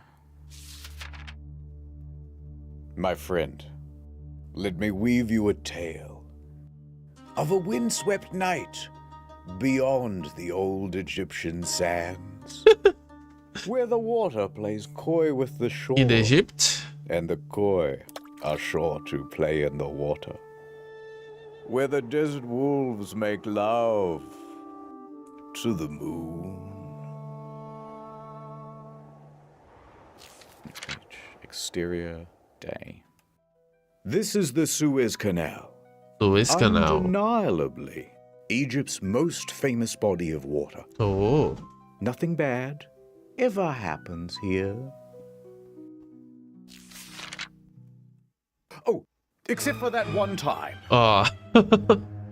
Here we go. Okay, so there's a ship, and it's called the Ever Given, and it's going up the Suez Canal really, really fast, probably. And you think the Port Authority would call up, and they'd be like, Captain, you are going way too fast. But the captain, he's wicked sick cool, so he's like, they're just jealous of my passion for going fast What the through fuck? critical trade infrastructure. Increase speed.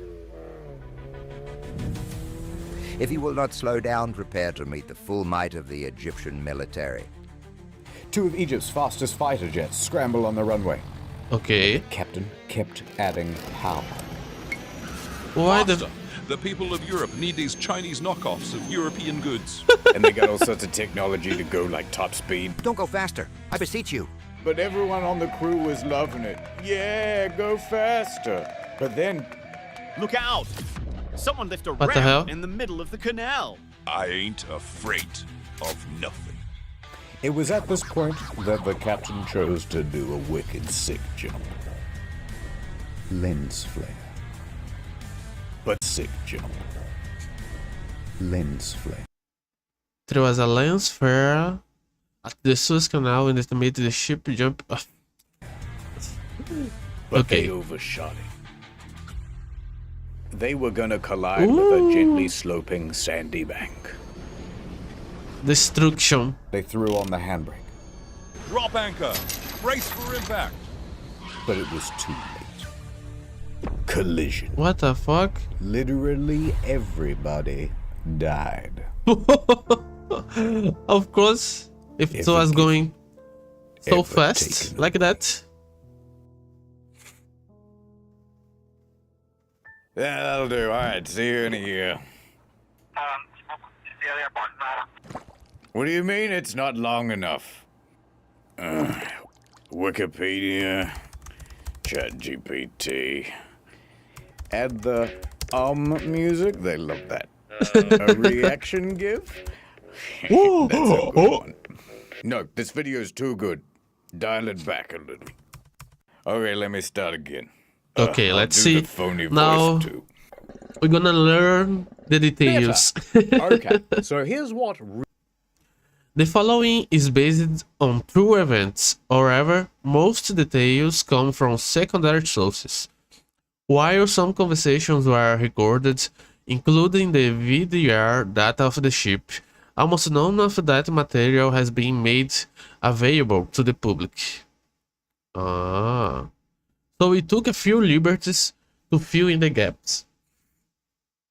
All characterization should be considered fictional, not reflective of the real people involved, and interpreted for storytelling and entertaining purposes only. Also, we play pretty fast and loose with certain details and the order of events. Be cool and please don't bother any of the people involved in the Suez incident. We're just here to have a good time. Okay.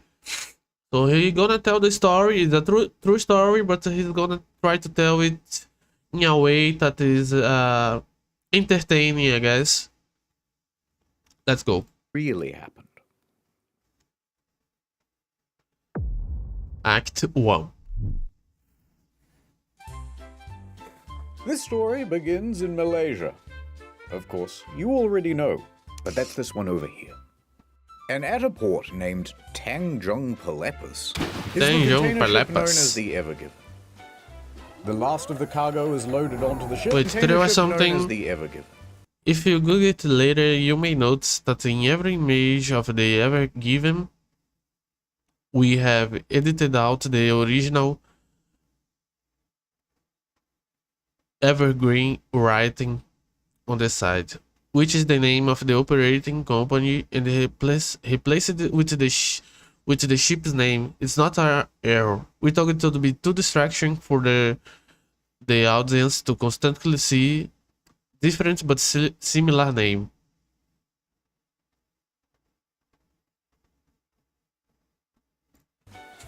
The last of the cargo is loaded onto the ship, and the captain of the ship, Krishnan Captain. Kanthaval, is there with his crew. The crew comprises about 20 Indian dudes who do everything from navigation to engineering and maintenance. There are photos, but it felt unnecessary to show them here. Okay, understandable. Container ship known as the Ever Given. The last of the cargo is loaded onto the ship, and the captain of the ship, Krishnan Kanthaval, is there with his crew of 20. Hello! At this point, Kanthaval probably said something like, "All right, the boat's tummy is all full of cargo. We're almost ready to get going." So Evergreen, the operating company of the ship, would have called ahead and booked passage for the ship. Yes, one adult ship ticket, please. Large. How many containers? Hold on. 1, 2, 3, 4, 5, 6, 7, 8, 9, 10, 11, 12. Now this guy at the operating company is on the line to the Suez Canal Authority. And they are in charge of all of the operations of the Suez Canal. All right, thank you for choosing Suez Waterways. You are scheduled for March 23rd. You are 922nd in queue. All right, we've got a Supermax container coming through on March 23rd. Pulling up the stats now. The Ever Given, one of the largest container ships in the world. Over 400 meters long, 60 meters wide. Holy shit. Only 10% smaller than the world's largest aircraft carrier. Able to carry over 20,000 of these shipping containers. Nice. Here's a guy in a sandwich for scale. All right, navigator, helmsman, A guy in the sandwich. Let's get going. We wouldn't want to hold up the other ships. With a teary goodbye, the Ever Given sets sail from Malaysia and makes course for the Netherlands. Let's go to the map. Malaysia, and you already know, but the Netherlands is over here. The route's so simple, you just go from here over to... Oh. We're blocked by Africa, sir. Should we just head back? Don't worry, I know a shortcut. Head into that inlet. It's called the Red Sea. Captain, it's blue. I know. In a bit over a week, the Ever Given cruises all the way to the Red Sea. And on the way, someone on the crew points out Djibouti. And says it aloud. Djibouti, because it's fun to say. It's a great time to be a cargo ship captain, I can tell you that much. Captain, we've got another problem on the sat-nav. There's more land in the way.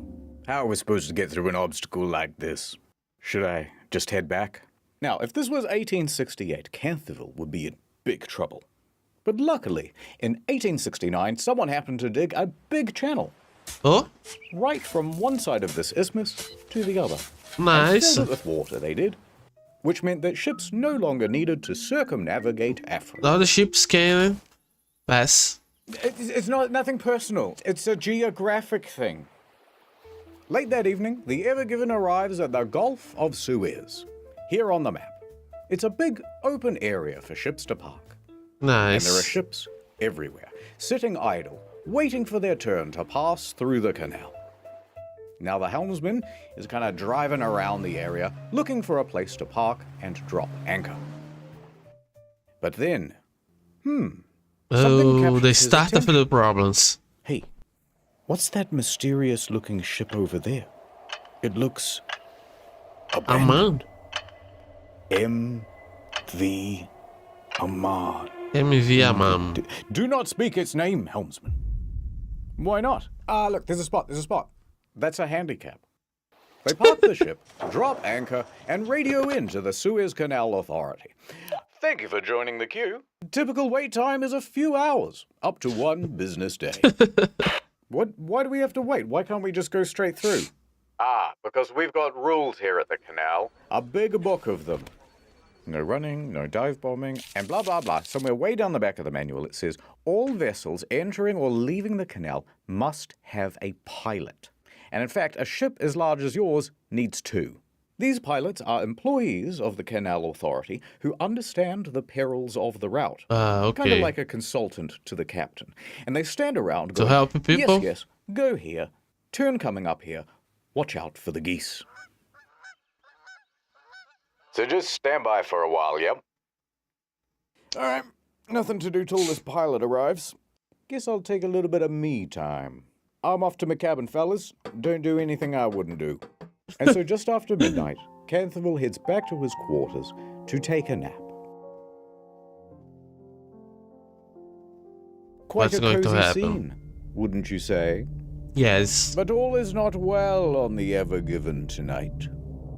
There seems to be some trouble with the weather. Ooh. 2:30 a.m. Canterville wakes up. Outside is the loud rattle of shipping containers sparring with the wind. Loud enough to capture Canterville's attention. Raro. He dashes up to the bridge. All right, what's the status on it being really, really windy outside? The wind is up to 35 knots, but the Ever Given is fine and the anchor is keeping us held. All right, it sounds like I can head back to my quarters then. Wait, Captain. I think we need to move the ship. Yeah, those guys are getting closer and closer to us. We're surrounded by ships like the Al Nasriyah. Their anchors can't withstand the wind, and they are being dragged about. We need more buffer, or there's risk of a collision. Good thinking. All right, duty engineer, prep the engines. Aye. The ship kicks to life. The helmsman steers the Ever Given So from to the get further beginning, away from the other ships. From the beginning, it was having some problems. This whole thing might be cancelled. What did they Port control. seem to be Although taking this care waiting of area it? is delightful, the weather outside is very frightful. Is passage through the canal still happening? Not cancelled. Hold position. Your pilot is wrapping up and will be on his way to your vessel soon. They're making us wait. Captain, if we're struggling not to hit ships in this big open area, it's going to get pretty dicey when we have to navigate through a narrow channel like the Suez. Yes. Although you should have said, spoiler warning. Coming up next on Channel Ad Time. Welcome back to Raising Sailing. I'm Sailing Man, professional traveler and eSIM Sailing user, finding tourists to get them huge savings on an eSIM plan. It ain't for the faint of heart. But if there's one thing I've learned in all my years, when they're traveling, they need data. I can't get an Uber. I didn't sort out my data before I left. Got another one? Try this. First, we download the Saily app on your phone. Then we choose how much data we want and where. Then we add the code Internet Historian for 15% off. And don't forget the most important part. Mwah. What the hell? I just phone international data using the Saily app. Thank you, Sailing Man. Very cool. So download the Saily app or scan the QR code on the screen now and use the code Internet Internet to get 15% off at checkout. It's so beautiful Internet, here in the hills of internet Switzerland. app. If only I could listen to podcast in the background. Here comes Saily Man. Over 200 destinations, 24/7 live chat support, and no physical SIM or roaming fees, because it's just an app. Could I have my phone back, please? At Saily, family comes first, and data comes second. Data comes first. They're both tied for first. Tonight on Raising Sailing. Anyone can get Saily. Dead ones. Sorry, I have a boyfriend ones. Or regular. I have a presentation in 15 minutes at the UN Security Council, Mm-hmm. and I didn't download the slides. Without this presentation, I'm worried they're going to nuke North Sentinel Island again. 15 minutes to go and he hasn't got the slides. I'll be the guy who started the next world war without those damn slides. 10 minutes to go and he hasn't got the slides. History will not look kindly on me without those slides. Here comes Saily. Now you have 10 gigabytes of data on your phone. Cheaper than most phone providers. Nice. I love you, Saily Man. Hush, little one. I saved it. The Saily app really saved me. This truly was our darkest hour. But we prevailed. It's not an easy job. But Saily gets me through. So download the Saily app or scan the QR code on screen and use Internet Historian as the code to get 15% off at checkout. Get some damn data on your phone, why not? Ad over. Some time has passed. We're back on the bridge. There's the helmsman. Captain's gone back to his quarters. Pilots won't be here for hours. Then suddenly, an idea. The helmsman takes it upon himself to navigate a little bit of art. What the hell? Tee-hee-hee, says the helmsman. As long as no one checks the nav data, this won't come back to bite me at all. Oh, shit. A couple of hours pass. The wind dies down just a little. No ships crashed into the Ever Given, but a small one did pull up beside it. 5 a.m. Captain, pilots are here. Welcome Okay, the aboard. pilots. Oh, hey, Captain. Yes, we're running late. Where's the helm? We don't know what the pilots' names are, so we're just going to go with blue and red. Okay, I think we should move ahead at about 14 kilometers. That's right. Ahead, 14 kilometers per hour. The Ever Given So joins they a convoy of give ships, taking instructions. position. If you noticed the time jump, yes, it took 1 hour and 20 minutes to get to the entrance from the waiting area and get everyone speeds up. The ships are slow. I mean, they are super big, At so the entrance to the canal. it makes sense. Convoy, checking in. Ready. All right, everybody. We want to be alert. Stay focused. Yeah, Captain. I'll follow the other ships. I'll try not to get lost. Hold on, helmsman. And the audience. This is a much more perilous journey than you might know. What? A big straight line? It is 193 kilometers of narrow waterway. Yeah, it's and I hope very you've got narrow. some stamina, So because it takes 12 hours Ooh. to traverse. That's a full day and trip. you have to pilote Some parts are every only time, 24 meters I deep. guess. Oh, that's very shallow. Yes, and only 200 meters wide in some parts. That's very narrow. I've seen McDonald's drive-thrus with more clearance. And you certainly wouldn't want to have an accident, would you? Because 12% of the entire world's sea freight passes through here. What the? If you blocked it, the consequences would be humongous. No pressure, though. Oh, I see. Oh, don't mind him. He gives that speech to everybody. Ahead, 14 kilometers per hour. Yes, pilot. 14 kilometers. Steady on. Ahead, 14 kilometers per hour. Yes, pilot. 14 kilometers. Steady on. So into the canal, the ever-given wind. As they cruise, the winds swirl back onto the sea. No longer buffered by miles of open water, the sand and dust can blow about with abandon. Low visibility. Strong winds jostle the ship. Grit pelts the bow. The Ever-Given steams ahead at about the pace of a fast jog. And there's no real build-up here, to be honest. Things go awry almost immediately. How are you coping with the wind? It's manageable. All right, well, the wind is definitely... And there's no real build-up here, to be honest. Things go awry almost immediately. Okay. From the How are you coping beginning, with the wind? It's manageable. I already had the All right, well, problems. the wind is definitely pushing us to the left-hand side. Yes, just try to keep it as centered as you can. Adjusting. These winds are quite something. Do you think we should have insisted they postpone? Well, the pilots don't seem worried, and they know this water better than anyone. The angle of the wind is particularly nasty, catching the enormous surface area of the ship and constantly nudging it off course. Ooh. Helmsman, you're still too far to the left. You got to get back to the center. Yeah, I'm trying. Adjusting. The helmsman keeps changing the trajectory of the ship, but he cannot seem to stay in the center. Come on, helmsman, we're still not centered. I know, it's the wind. No matter what they do, they can't seem to get away from the left bank. What the hell? The wind foils their every counter-maneuver. This is not as manageable as I thought it would be. Is it going to be like this the whole way? Don't worry, this is really common. It won't be the whole trip. No, the problem is we're going too slow. Red pilot takes the initiative. Oh, if we speed up, so we can push through here's the where wind. it starts. Accelerate to 22 kilometers an hour. And what about the other? Somewhat reluctantly. What about the other ships? Can't you risk? Don't you risk hit them? The helmsman obliges. 22 kilometers per hour. Engines engage and the ship speeds up. Captain, going this fast in heavy winds is needlessly reckless. There are protocols for this sort of thing. All right, Gene, it's a bit windy. Relax, this must happen all the time. The red pilot was right. The increased speed helps them to fight through the wind and get away from the left-hand bank. However, they can't seem to keep the ship would be in the later. very center. Helmsman, you're aimed too severely to the right-hand bank now. We need a bit of leadership here. Don't worry, I know what to do. Turn left.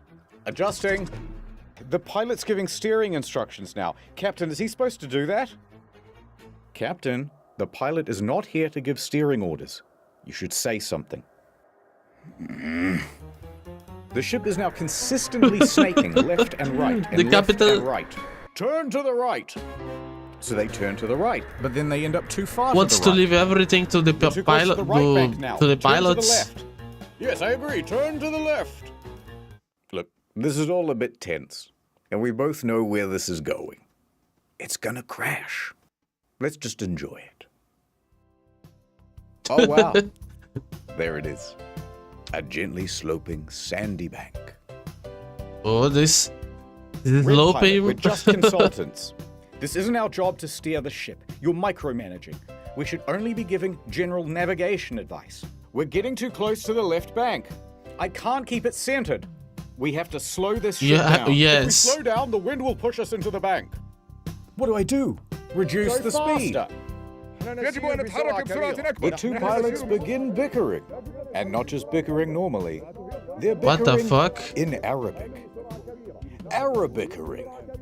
And Canthavil's crew doesn't speak Arabic. The captain has What the hell are they to saying? take control, I don't know. guess. Neither do I. Does anyone here speak Arabic? The Ever Given has reached its target speed of 22 kilometers an hour, but they're taking wider and wider turns and can't seem to get anywhere near the center of the lane. And the two pilots, they're still fighting. Captain? Captain! Pilots! Captain! The Ever Given then reaches an extreme, unrecoverable angle, pointing acutely to the right, straight for the bank.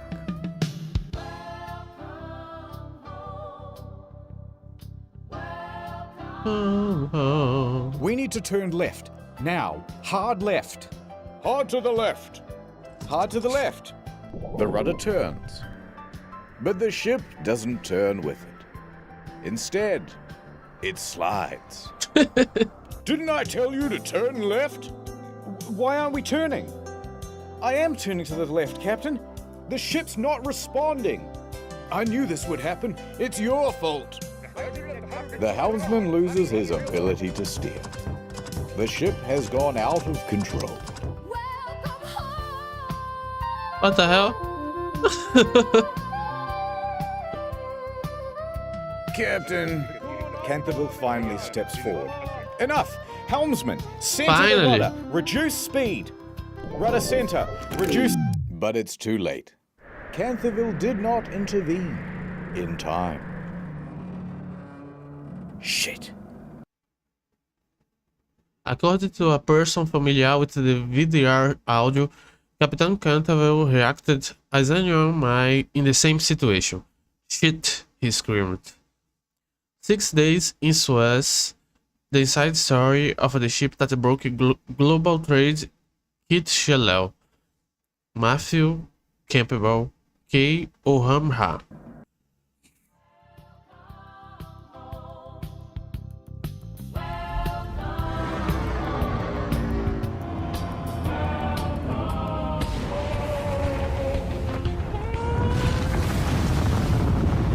The crew can took feel too the long vibration to through the floor as the bow meets the back. ring.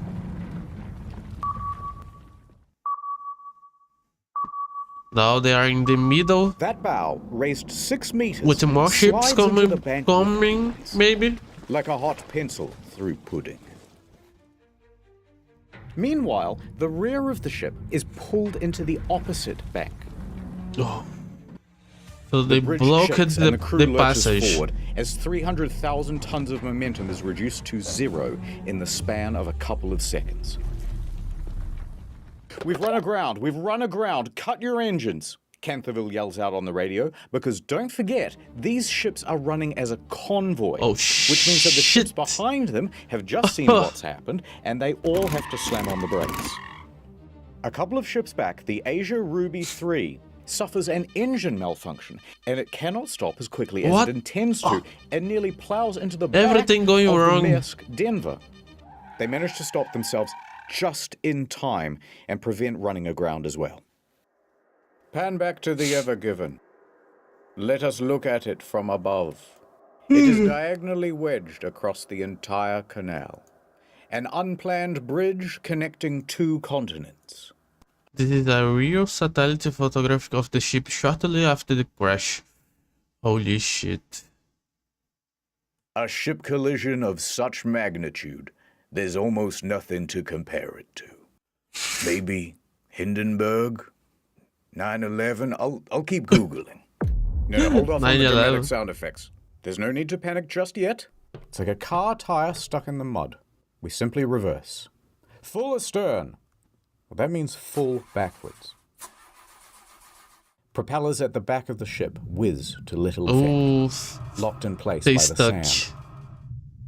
We didn't move. Merely a run-up. Crash astern. That's the most dramatic version of full astern, ramping up to full thrust as quickly as possible. Nothing. No, stop it. No sound effect just yet. We still have one more option. Start up the bow thrusters. They're the jets at the front of the ship that give a little bit of extra oomph. Crash astern, full thrusters. No effect. They need to get hard out of her there.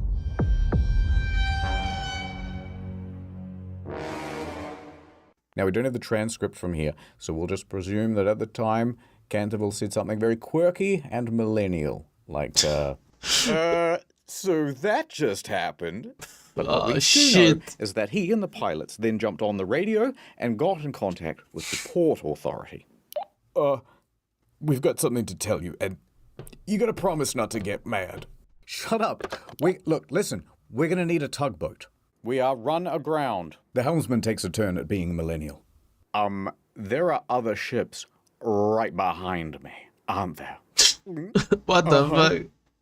And there were, as the queue of container ships piling up behind them got longer and longer. Make that 2 tugboats. So what happened here exactly? And who is in big trouble? Explainer time! Okay, let's go. There are 3 main causes to why the ship crashed. Let's start with the wind. The wind? The captain could have very easily said, guys, the wind is far too severe. Let's postpone. But he didn't. However, the blame's not all on Canterville. The two pilots said, let's just follow protocol. By radioing in to HQ and saying, yes, get us 2 tugboats, please. With one on each side at the front, they would have had far more stability and control. And they wouldn't need to erratically fight about with the wind to stay in the middle of the lane. Second cause, the speed. Every bad decision that they could make, they made it. Of the ship. Now, it was the red pilot who told the helmsman, accelerate the ship to 22 kilometers per hour. But when he did that, they were already driving at the speed limit for their weight class, 14 kilometers per hour. And telling the helmsman to go beyond that meant that they are technically breaking the rules. Bro. And while I agree that some rules are made to be broken, going this fast in a very large ship in a comparatively small canal causes a whole bunch of problems to do with fluid dynamics. Big problems. Huge. 5 fun what the hell? Phenomena. No, I don't know the physics, and if I did, I wouldn't tell you. But what I will say is this. So I don't know the physics, and the bank effect. Okay. If I did, I wouldn't tell you. But what I will say is this. Speeding up causes something approximating oversteer. The ship becomes all slidey. I'm just going to turn a little bit to the left, but instead you go a lot to the left. I'll just turn right a little bit, but instead you turn to the right a lot. Remember how the cheerful navigator was like, come on guys, we have to get back to the center of the lane. Well, they can't, because every time they try to direct back to the center, the speed and the oversteer means they overshoot it. One more effect of going very fast. I will sneeze. Wait for it. Take a look at this animation side on. Water pressure effects cause the ship to tilt. At this speed, the front is raised 6 meters higher than usual, which means when they collide with the bank, combined with the high velocity, they really wedge themselves in. But we can't just blame everything on the physicists, because there's a third main cause. Poor communication. Yeah. English is the official language of pretty much every port. However, the pilots start arguing with each other in Arabic, which is not just unprofessional, but excludes all of the rest of the crew from what's being discussed. And all of these competing voices make for chaos on the bridge. But the blame is not all on the co-pilots either. The captain is always in charge. He has the ultimate authority. Decisions start and end with him. So the captain should have intervened and said something like, shut up, everybody. But he doesn't. he stands there quite passively throughout. By the time he does step in, it's too late. Too late. Now that everything's been laid out, who would you say is at fault for the crash of the Ever Given? The helms... The pilots and the captain for not intervening. Blue pilot? The red pilot? Canthaville? Everyone together. Society, that's who. You and me. And I think you should apologize.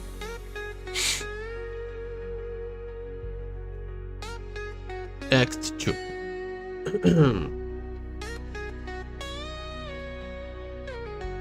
Stuck. Day 1. Alrighty. So we have something 3.5 times Day the size of 1. the Titanic, choking the world's largest freighting canal like a greedy seagull throating a glue stick. Good start. And they didn't get very far through the canal itself. About 5% of the progress. Bro. But if we scroll up for a second, we can see what landmarks they missed out on. The Great Bitter Lake, named so because the water there is very salty instead of fresh. Then up a 2-lane bit and over to Timsah Lake, named so because Timsah is the Arabic word for crocodile, because there used to be crocodiles in there. Otherwise, it's pretty much zip right through, because there used to be crocodiles in there. There are no crocodiles in the lake nowadays. Okay. Right through, During what? Used to be During crocodiles prehistoric times, it may have been the natural endpoint of the Red Sea. Otherwise, it's pretty much zip right through to the Mediterranean. That would have been very nice for them. Now we go back a bit to Timsah Lake, and here you'll find the city of Ismailia. And at its port, see this building? This is the Suez Canal Authority. Inside, Captain El Said, head of navigational control, is just settling in for the day. As he sits down to his desk, Captain, you're gonna want to see this. The video feed pulls up. What? Line 1. We're stuck. We'd like to request a tugboat. Stuck? Stuck where? You know that single lane area pretty close to the entrance? There. Now, had this happened in one of the 2-lane sections, they could have kept the traffic flowing. Yeah. But alas. What? So you're blocking all the traffic? Traffic from Mr. the El whole Said, we already world. promised we wouldn't get Oh, mad. shit. Fine. I gotta see how bad it is in person. El Said snatches his keys off his desk and he races down to his car, rushing to the scene. He gets out and casts his eyes upon the ship. My God. Towering over him is a structure the width and breadth of the world's largest Walmart, except it is also and breadth of the world's largest Walmart, except it is also 15 stories tall. The fuck? The bow, raised 6 meters higher than normal, is jammed into one side, like an unwitting finger in a Chinese finger trap that somebody filled with Gorilla Glue in its prom tomorrow. And the ass of the ship, firmly squatting aground on the other side. And the middle of the ship, making bended metal groans as it's barely suspended by only a few meters of water. El Said lets the sand run through his fingers. At this point, another important person arrives on the scene. Admiral Rabi. How the fuck are they gonna try to solve it? Chairman, the big boss of And the whole how canal.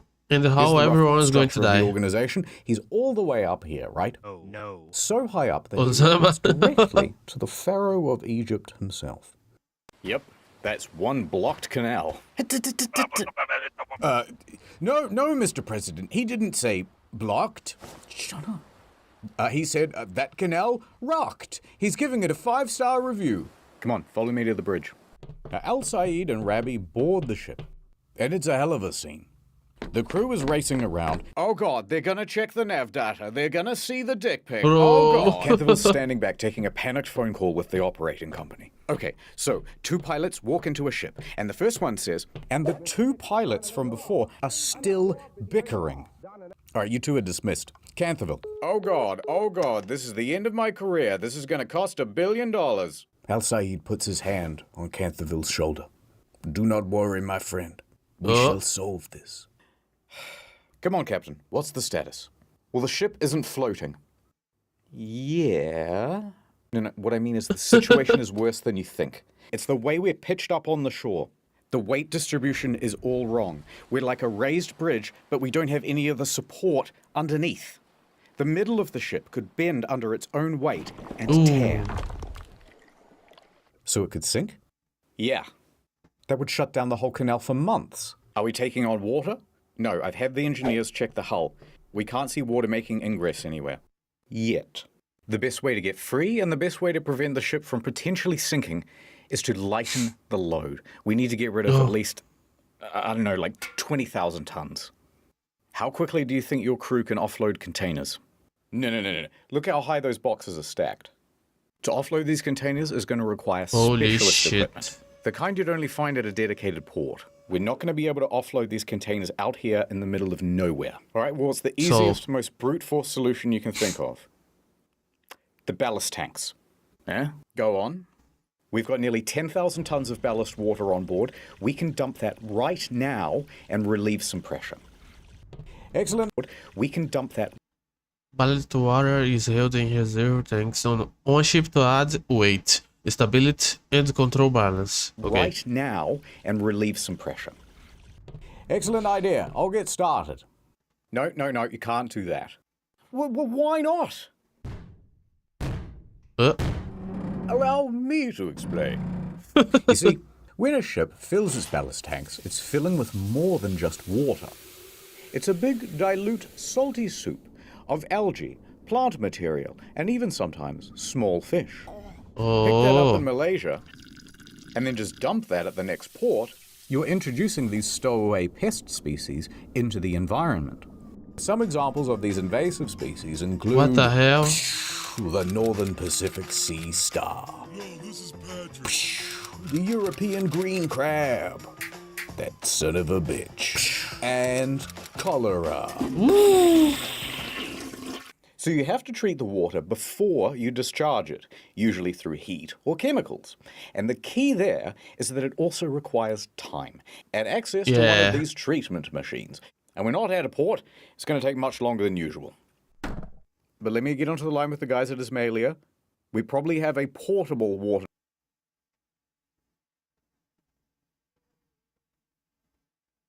Wait, let me read it. I can't read it.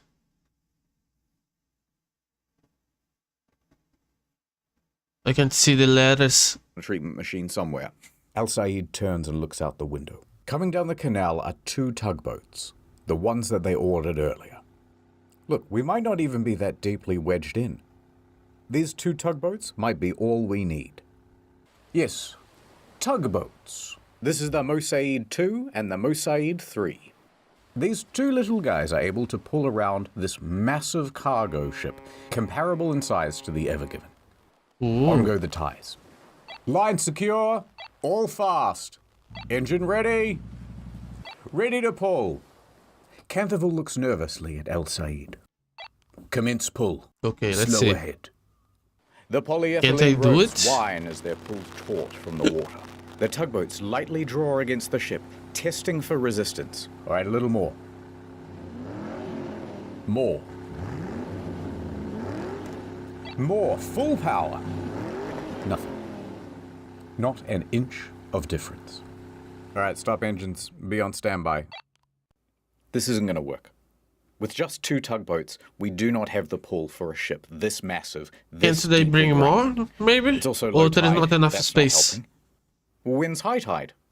Early afternoon, in a couple of hours. All right, that buys us some time. How soon do you think you can get a dredger out here? Let me find out for you. Please hold. The dredgers can remove the sand below the waterline that's all built up around the ship. Hi again. They say it'll take a day, maybe 2. Ooh. All right, tell them to hurry. A day or 2? I'd better update my boss. Let him know it's not gonna be a quick fix. I should call my wife as well. All right, don't go too far. I need you for something in a minute. Hey, what about excavators? Oh yeah, how many we got? Right now? No, for my birthday. Yeah, now. 1. Adibula. 1 guy. There's only one excavator on standby for the whole canal. What? That seems post-COVID, everyone's been excavating oversight. from home. Patch me through. There really was just one guy, by the way. It's local contractor Abdullah. So he picks up the phone. Mushy mushy. There's been a big accident Mushy at the mushy. canal, Abdullah. There's sand and dirt everywhere. I need your help. Just send me the deets, Chum. Abdullah jumps in his truck and heads to the scene. And when he pulls up, Gott in Himmel, he sees the massive Ever Given wedged into the canal. Abdullah locks himself into his excavator and gets to work on the most important task he's ever done digged. Okay, it's gonna take some time. Oh shit, the photo. The photo. Nice. Back on the bridge. Yeah, I'm not sure. Hopefully home soon. Okay. Yep, no, love you too. Okay, bye. Whew, the boss was not happy. Hey, before you said you needed me for something. I did. Who's this? Breathe into this tube. Also, you have to do a drug test. After the crash, they tested Canthaville for drugs and alcohol. Both came up negative. There's also a procedure to make sure that captains aren't fatigued. They look at the rest schedule and they find, no, Canthaville took that nap. Remember? He's had plenty of rest time. So he passed the fatigue assessment. And while Canthaville was at the nurse's office, I did not know that there was fatigue test. Tugs were tried again. And again. Tried a little bit of this, a little bit of that. It didn't work. All day trying, all evening, and into the early morning. But that stubborn ship was going nowhere.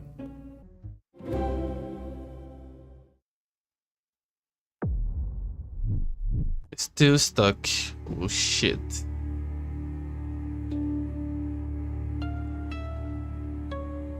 Oh. I wanted to see what makes everything go wrong, because the situation how it is now, it seems it could be salvageable. So what is going to make everyone die? Of course. The moon. Day 2. There's quite a queue of ships by this point, and they're all honking their horns impatiently. Hey, move your ass. I got Frozens in the back. Go around! Go around! No one knows quite what's happening because the Suez Canal Authority has not made a formal statement. Ooh. But their hand is about to be forced when an impatient sailor behind the Ever Given takes a photograph and publishes it online.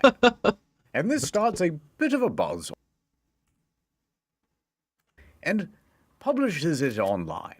Ship in front of us ran aground while going through the canal and is now stuck sideways. Looks like we might be here for a little bit. Holy shit. And this starts a bit of a buzz on social media. Of course. It was at this very moment that the helmsman's most feared fear was most realized. Someone pulled up the navigational data. Colonel? Ooh. Within 24 hours, it was all over the news. Data. Colonel? Within 24 hours, it was all over the news. They were trolling so for the Suez beginning. Offices, Mr. Rebbe, you have 300 voicemails.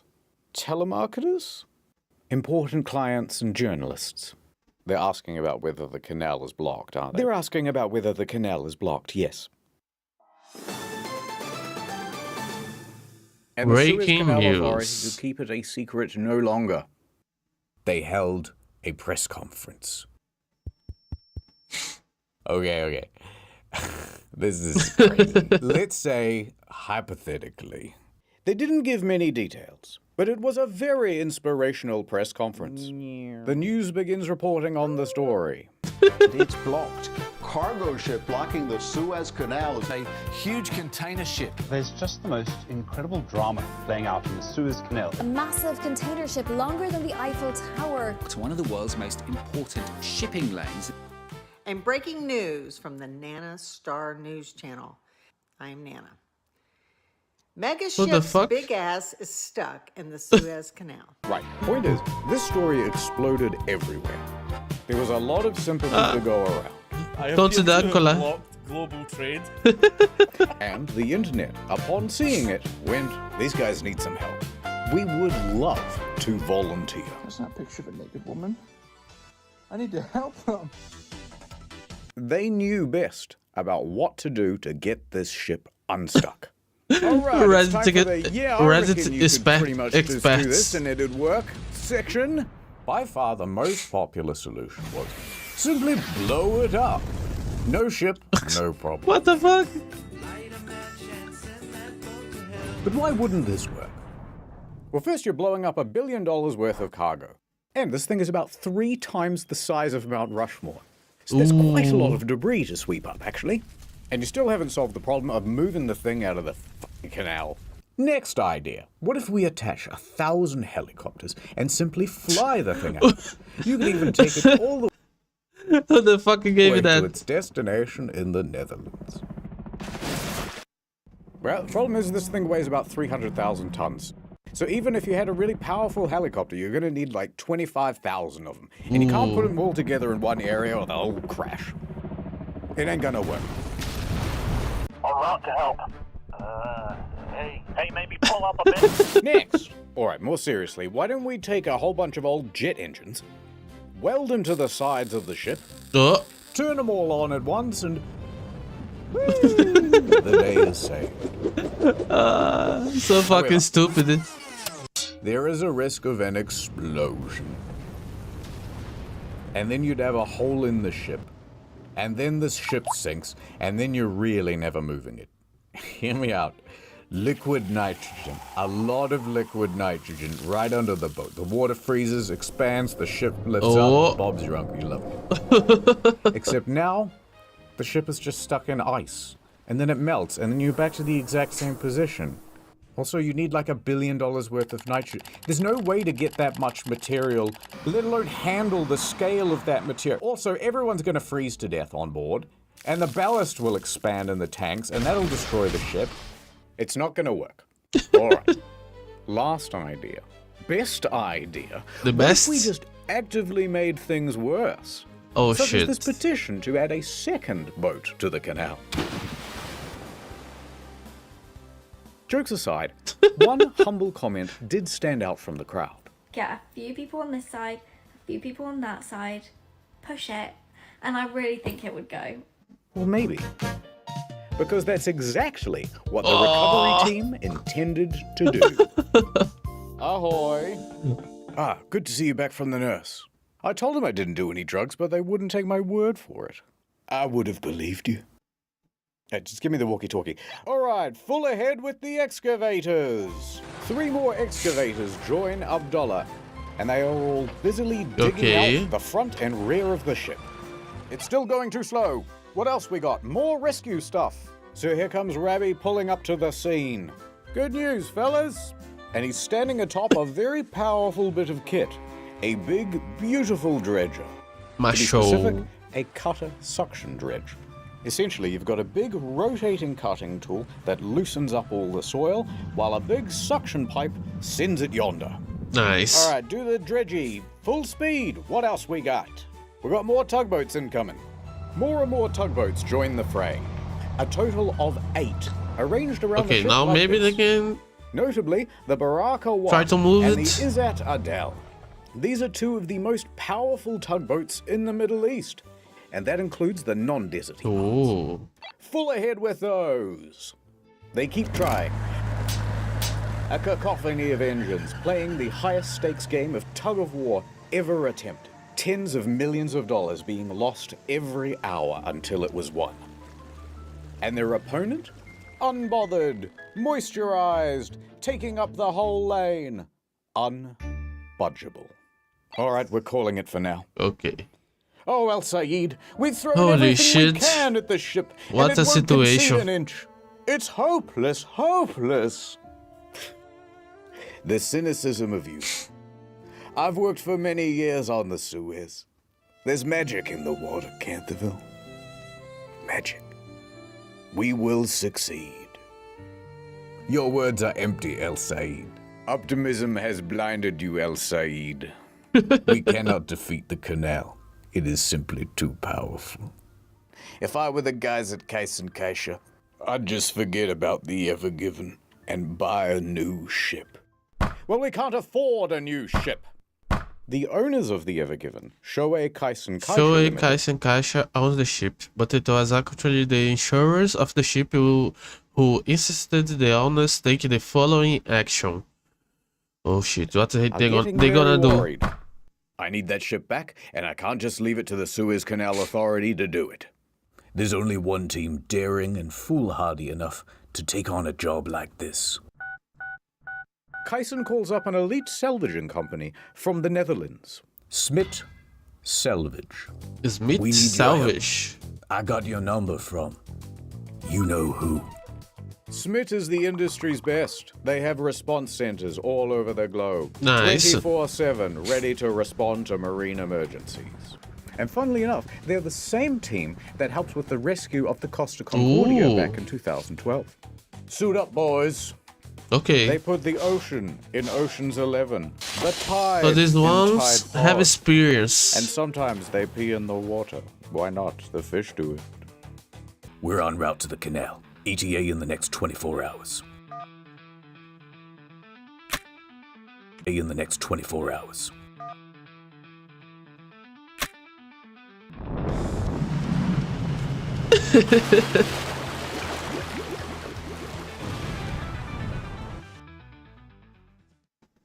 Next time on Boat in Canal. The prophecy. It's coming true. Kiss me, you fool. I'm beginning to think you don't want to get the boat free. Well, is it the Yanny wire or the Laurel wire? Laurel. I couldn't hear you. You're breaking up. Ha ha ha. There's only one way this was ever gonna go. What the hell? It's now day 3. There's more digging, 3 more days. tugging, Holy but the shit. ship is still exactly where they left it. And the slow pace of progress is starting to cause problems for international trade. Each delayed ship represents thousands of tons of undelivered stock for store shelves. And that queue is getting longer and longer. Oh. On board, an estimated $9.6 The amount of billion money. worth of goods is sitting idle. The milk! It will spoil! And the big question is, how long until this thing is fixed? To answer this burning question, the Suez Canal Authority And it holds was in another the press worst conference and place to declares, stop. Guys, another day, maybe 2, might even be this afternoon. But the media and industry experts disagree. The truth of the matter is that they're not making much ground. I mean, is this proving to be more difficult than originally expected? Could be closed Oh, for weeks. Could be Could be stuck for weeks. weeks. That's how long it could take to free the container ship currently blocking the Suez Canal. So that means all of these ship operators here, waiting in the queue, have a very difficult choice to make. So basically, I've just got 2 options. One, I can wait around hoping the ship gets unstuck, which nobody knows how long that's going to be. Or option 2, we go all the way around Africa. And I really don't want to do that, and it's not just a geographic thing. Freighters don't want to go around Africa because it will cost them far more in terms of fuel. It adds 10 extra days to the route. And most importantly, Pirates? Ooh, pirates. Pirates. Now, there be 2 main pirate Pirates. hangouts. The Somali pirates. Somali? Everyone knows about This them. one I know. But the more prolific group is actually in the Gulf of Guinea. Oh. Named so because it holds the Guinness World Record for most pirates. In fact, in 2020, 96% Holy of all shit. maritime kidnappings happened in the Gulf of Guinea. That doesn't sound very good to me, Mr. Yeah. Kasha. And Better I not just want to you try. to know that you've made an enemy. And when I... Is your boat running? Because you better fucking move it. You can't What the hell? park there. All right, hear me out. I'm thinking a bunch of helicopters, right? And we... There are a lot of people now who are angry with the owners of the Ever Given. There's only one thing I can do. Bing, bing, bing, bing, bong. Breaking news. Pause for a second.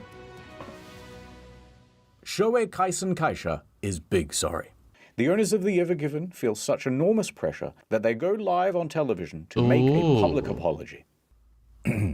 We are determined to keep on working hard to resolve the situation as soon as possible. I mean, please do not. It wasn't even the mistake. It was the captain and the pilots. Be mad. What they going to do? In a few maybe choose a better captain. But how would they know? Yes, we'll all have a big laugh about it. Yours sincerely, Mr. Kaisha. Oh God, that's the boss of my boss's boss. I'm in so much trouble.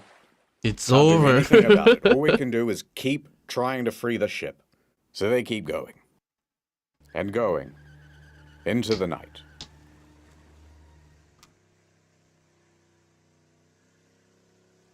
And on that night, Canterville and El Said had a heart-to-heart. Okay, the mood let's see, was let's very see. somber. Still feeling optimistic, El Said? Of course. Well, it's day 3. How much progress have you seen so far? They're gonna blow us up, aren't they? It's possible. They're gonna freeze us, aren't they? That These seems stupid less ideas. They might just attach a whole bunch of jet engines and we're gonna get fucked up. That one got debunked. Sorry, I don't mean to take it out on you. It's just, all these guys, they rely on me. The navigator, the helmsman, Gene, and the other ones we never animated. But I'm thinking maybe I should just get on a lifeboat right now and never look back. I could go live on an island somewhere, far, far away from here. Run away? Look at this. Oh. Timu neck massager. Sally Sallison, Sally House, I Sally bet City. she's checking her mailbox every What the hell? Bulk $6 fingerless gloves for Mr. Poe Box. You want to disappoint Fingerless him? gloves? No. Little Jimmy won't be getting his 20-pack of kitchen tongs this Christmas. And you think that doesn't kill me inside? But we've exhausted every option. There's nothing on Earth that could free this ship. Well, that's where you're right. Look up there. The moon. El Said points up into the night sky. Los Lunos. Los Lunos. Luna? Yes, the moon. The sun of the night. To the ancient Egyptians, it was a sign of hope. And in a few more nice. nights' time, a prophecy will be fulfilled. The supermoon. I have to show you a kind of boring diagram. I'm so sorry. Oh. You see, the moon doesn't just... Yeah, I orbit know the Earth. that the moon affects the water. This I have studied. But it can affect this session. In a perfectly equidistant circle. It is, in fact, an ellipse. That means there is a point when the moon is the furthest from the Earth, and we call that the apogee. And there's also a point where it's closest to the Earth. That's the perigee. You know when you look into the night sky and the moon seems bigger or smaller than usual? Oh, okay. Different distances, isn't it? Point is, the moon gravities all over the water. And the closer it is, the more it's going to pull. Now, there's another effect as well. If you believe the mainstream media, the Earth is going around the sun like this. And once in a The while, mainstream it will media. also align with the sun being on the exact opposite side. Bam. At this point, when everything lines up like so, both the sun and the moon are at max strength pulling on the sea. Oh. And they call that the supermoon. And the tidal effects of both combine for an even greater pull. High tide can be even higher Nice. than usual, sometimes by up to 1.5 feet. So that's... Now these sorts of on this situation, this is gonna happen? only happen 3 or 4 times a year. but in 4 days, Big K. We're going to get one. Super Mom.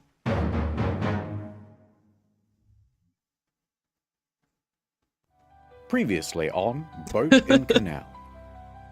Don't let go! Ha ha ha, my plans have all fallen into place. President of Panama. I thought I knew what being a captain meant. What do you mean cut the black and blue wire? There's only white and gold! We've got one chance left. What the hell? The moon. This is just like that Costa Concordia video he did, but way less funny. Over at the And it's bigger. I see it's another video that I did that I had not watched. It was on the list to me to watch. But online, there's a bit of a new development. A screenshot of a news article appears. Cargo ship crashes into Suez Canal. Captain involved in incident. But there's a twist. Uh-oh. Is that a woman? A woman? A woman Egypt's captain? first female sea captain. Nice. Marwa was being named in this headline as responsible for crashing the Ever Given. What the hell? And the screenshot of this news headline spread all across social media. For Marwa to have screwed up this badly is impressive. Especially considering she's never worked on the Ever Given and is currently hundreds of miles away in Alexandria. But someone online went, first female captain? It must be her. Suez blockage? Oh, shit. Must have did it. Marwa found out about the accusations through a friend and quickly hopped online. I gotta clear my name. Guys, it isn't me. But the online bad guys must have hacked her account, because everything she wrote just came out in squiggles. So Marwa tried to hack back. This code, it's nothing I've ever seen before. They're countering my hack. I'm gonna reroute the hosting. Not if I can help it. They ran through the firewall. Use IP4. It's better. Now, while we can all agree that a lady captain is very gross and icky, and while we all agree that she should be doing a lady job, like adding rosemary oil to the ballast water, or knitting hand warmers for the steering wheel. It was not fair that she was being falsely accused, and the situation was escalating as the online bad guys started making fake accounts pretending to be her. What was Marwa, etc. to do against such a coordinated campaign? Well, luckily, a surprise hero to the story. The mainstream media showed up with everything. Don't worry. Bringing her onto the telly and clearing everything up. Marwa even found some positive in the situation. I was really upset at the beginning, but later on I found like the support from all people around me. Nice. And that made me feel like more grateful for what happened. A lot of the social media posts got taken down. And in the end, it all turned out okay. At least, for her. Back to the Ever Given. The Ever Given has been grounded for 4 long Egyptian days. So tug, tug, tug. Dig, dig, dig. Pull, pull, pull. Fuel is getting low. Everyone is overdue for a break. All right, guys. Grab a Red Bull and a little snacky. We'll pick up again soon. But as the engines wind down, the crew can hear something approaching. Who the hell is that? It's Smith Selvage. They got here? The Smith team boldly actions onto the scene, looking at the ship very inspectively. They report their findings to the rescue team. He's stuck. All right. I ain't no boat expert, but if you want a chance of moving this ship, you're going to need to make it a lot lighter, by tens of thousands of tons at least. Is it going to bend and tear? And sink? No, it doesn't look like it's going to do that. But it also doesn't look like it's going anywhere with all of this weight on the back. Okay, we trust you. What's your plan to make the ship lighter? I know a guy. He's got a crane. I'll get it down here. We'll offload all the containers. It'll be brilliant. You're gonna love it. Bomberg is in the socialist does a bit better job explaining this back and forth. Okay. The container thing again? Yeah, how long is that going to take? Well, to get them down here and to get all the equipment assembled, we're going to need at least a few weeks. Weeks? Yeah, and to get all the containers off the ship, that might take several months. Months? No, Mr. President, he didn't say months. He said, monks. Those Shaolin guys, they're very strong. Everything's going according to plan. Oh, shit. A furious Rabbi marches in. Do you have any idea how much these last few days have cost Egypt already? We've had to sell parts of the Sphinx. Look, the nose is gone. It's looking all messed up. We turned the whole country into an e-commerce site. It used to just be called Gypt. Welcome to... Now it's online. Egypt. Remember Tutankhamun? Now it's Tutankhamun. Get it? It's a pun. Get it? Let's move on, says the Smith guy standing in for the audience. Look, this is by far the best option. Yeah, it's slow and laborious, but it's a guaranteed fix. Or you can carry on doing what you're doing now. You're on what, day 4? How's progress so far? Al-Sayed wouldn't hear it. We will continue with the dredging and the tugging. The supermoon will be here soon, and that will save us. You are foolish, Al-Sayed. The legend of the supermoon is just a legend. All right, we're on the same team here. If you insist on keeping the cargo aboard... Smith seemed to have insisted that the offloading cargo was the better plan. The SCA disagreed and wanted to prioritize tugging during the supermoon. Smith started making moves to get machinery to the scene for Plan B in case it didn't work, but they were on board with Plan A supermoon idea as well. Okay. More than just tugging, we've got resources to help. Smith calls in 2 additional tugboats. And not just big ones. Pretty much the biggest ones you can get. Ooh. So Smith and the recovery team have figured out a sort of Plan A and Plan B. Plan A is to pull the Ever Given free by the supermoon, which is only 2 days away. Now, if that doesn't work, they'll have to go to Plan B, which is to offload by crane most of these containers, and that will take months.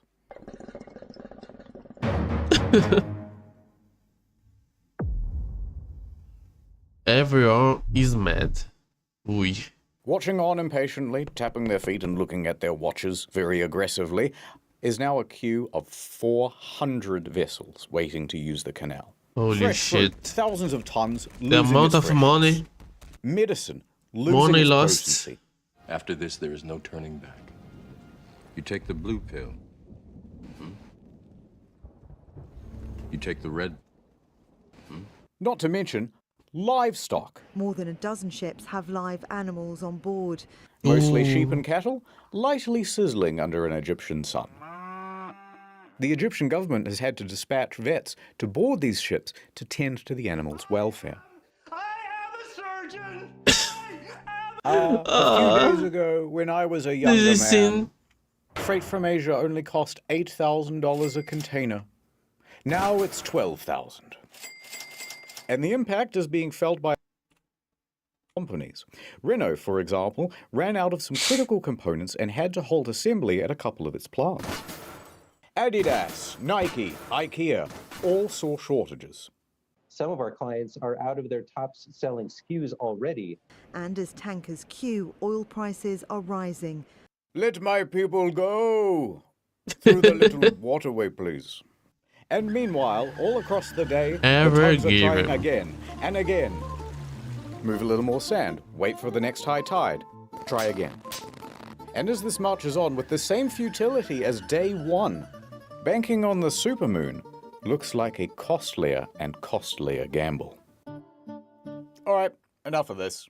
Said about 100 ships opting instead to go the long route around Africa, accepting the longer traffic time and piratey risk. Supermoon Commerce. Day 6.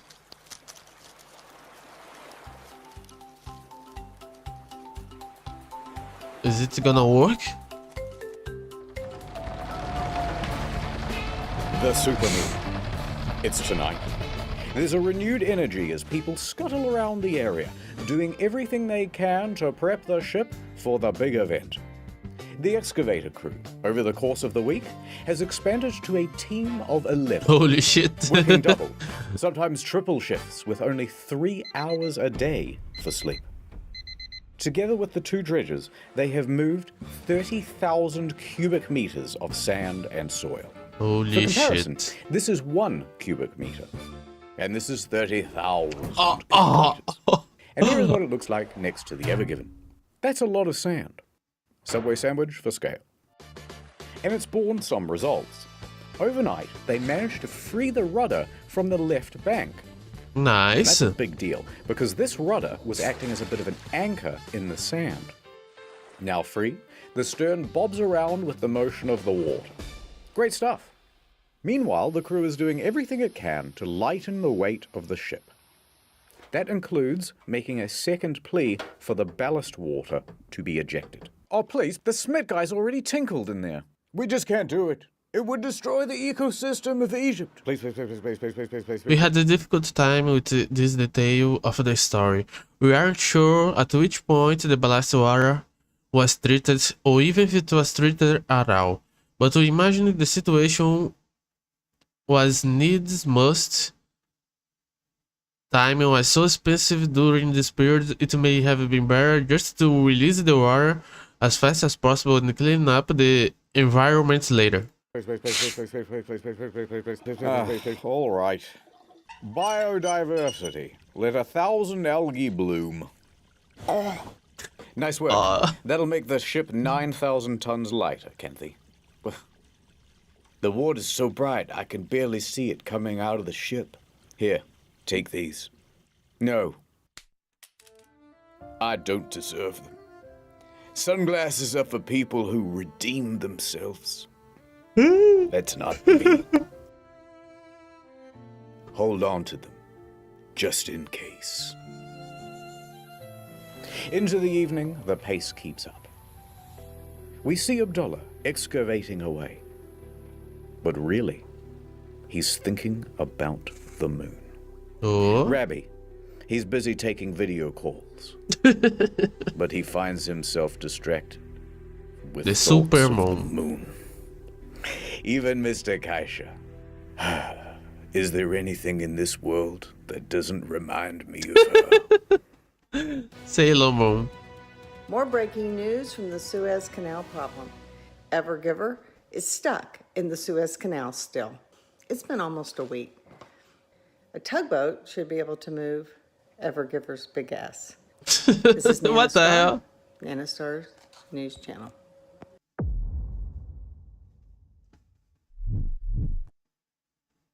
The full moon shone brightly that night, kissing the nape of the canal's neck with its gravity lips. Full tongue. The canal liked it. This fish again. And spoiling the romance of the moment is a big fleet of tugboats, watching on voyeuristically. They are 17 in total, with just a bit over 1,600 tons of bollard pull. Holy shit. And here's how they're arranged around the Ever Given. Of the 4 most powerful tugs, 2 go at the front and 2 go at the back. They'll be pulling. Another 6 tugs are put on the flanks. 2 over here, 4 over here. They'll be pushing. The remaining tugs are fueled and ready on the sidelines, waiting for their chance to sub in. Positioned like this, when the word is given, all these ships are going to try and turn the Ever Given anti-clockwise. I thought it was far more likely that the back would come through first. For some reason, they split the tugging between both the bow and the stern to move the whole ship in one go. We presume they did this to prevent a sort of lever effect, where you're wedging one side deeper as you free the... Looks great, can't read it. Do you think that this is gonna... I believe in the supermoon. This had better work. The guy with the ruler down by the shoreline yells out, "The tide has hit its peak!" El Sayed commands over the radio. "Start main engines. Attention on.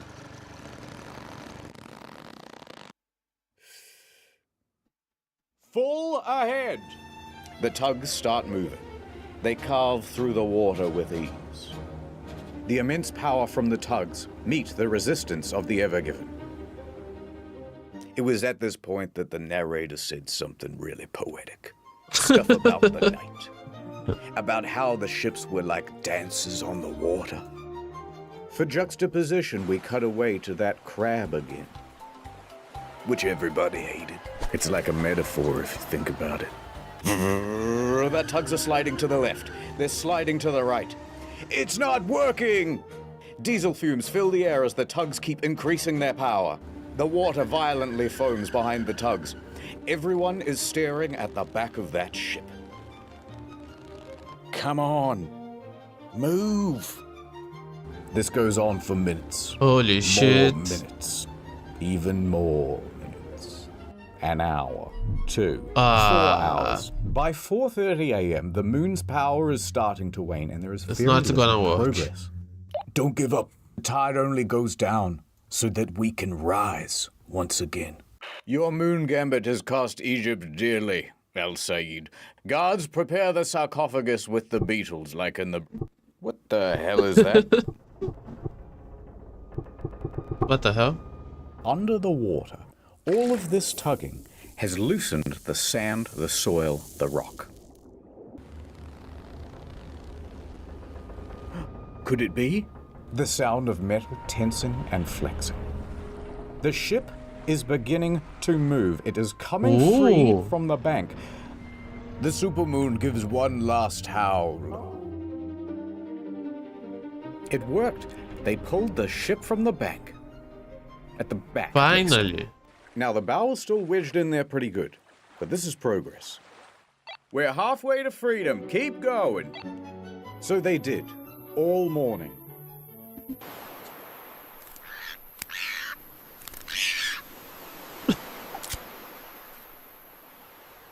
(7:30 a.m.) The sun is rising. The tugs have been pulling all night. But the most difficult task, freeing the bow of the ship, remains beyond them. Yeah. Well, I guess even the moon has its limits. I don't want to hear it, El Said. It wasn't enough. That bow is still stuck. No, Mr. President. They're not saying that the bow is still stuck. They're saying, take a bow. And then something else that right is stuck. I gotta go. They were loading up the missiles for Plan B, as the guys on social media suggested. I lied about the crane thing. This was always the plan, says the Smith guys. You know what, Canterville? I agree. They should just blow us up. What? My career is over now, too. You're the guy who blocked the canal, and I'm the guy who couldn't get it cleared. We've brought instability to the Middle East. But enough, Canterville. I raised your hopes with moon-based promises. But look at the tide. It's low. Low tide. And yet, I am lower still. Canterville looks pensively out the window. And it was at that moment that he had his character arc. Oh? He realized that he was the captain. And the captain is always in charge. Shut up, El Said. Ship. We shall continue, regardless of the tide. Is that not the Egyptian way? Don't you remember the story, El Said? That every young Egyptian kid is told about the human pyramid. What the fuck are you talking about? Where there's one guy at the bottom who gives up and we all fall down. Why? It ain't a triangle if you don't try. We need to be strong. Together, like a pyramid. Nice. It's what Giza would have wanted. You're right, damn it. Thank you, Canterville. That's the most inspirational speech I've ever heard in my life. I'll never lose my faith again. And even though you're kind of the worst captain I've ever seen, you're still the best friend. Oh. So stupid. So they pressed on all morning, enthusiastically and vigorously tugging away, Is that a beating no? off the fatigue, but to no progress. Okay, everyone, take a break. Copy. We'll have lunch and pick up again in a couple of hours. Then suddenly, one of the Smith guys comes busting into the room. I've got an idea. Everybody turns and looks at the Smith guy. All right, well, sorry about the boring diagram, but take a look at this. Remember how we emptied the ballast tanks before? Yeah, of course. Well, now that the ship is half floating, what if we refilled the ones at the back, on this part of the diagram, where the ship is almost floating? That way, it will sink lower here and allow the bow to sit up even higher on the bank. Canterville gives El Said a knowing nod. I got this. I know a guy who owes me a favor. Please. A few hours later, the ballast tanks were filled. And it worked. The bow lifted ever so slightly. It's working, it's working. And it gets better. It's now 2 p.m. and that means high tide. Ooh. Guys, I've got another technical issue. All right, what is it? It's easier if I show you with a drone. What the? Hold on, let me try again. All right, you can see the ship is lodged at the front. The guys are pulling, but it ain't budging. However, a lot of force is building up here. And what if it were to break free? The sudden release could propel the ship straight across the water with a hell of a lot of momentum. It could span the entire canal and land on the opposite bank, only to run aground again. Worse still, it could pin these small tugs in its wake. Dangerous. To solve this problem, they did a bit of a safety briefing, and they got some rope. 4 ropes, actually, tying the bow of the ship to somewhere on the land. The lines look great, guys. With the contingency in place, the tugs start up again. And about an hour later, at 3:05 p.m., movement. The bow began to shift. Okay, that's definitely moving. This is it. It's working. The ship made a big noise as it accelerated from the bank. And at first, excitement and relief. The bow was coming free. Finally. But remember that concern about the overswing? Well, it's happening. Okay, the only source we found for this part of the story was Bloomberg, but they said that it happened and we wanted to build it. So this recreation is how we imagine it went. The story was Bloomberg, but they said that it happened and we wanted to build it. So this recreation is how we imagine it went. The 4 support ropes take strain. Then, snap, one of them breaks. Do you think it's going to hold? I think it's going to hold. Move those tugs out of the way. Ooh. High tension situation. Snap. Another rope breaks. Captain El Said. It's gonna hold. Get your tug out of the way, but it's gonna hold. Snap. A 3rd rope breaks. Get out of the way! Get out of the way!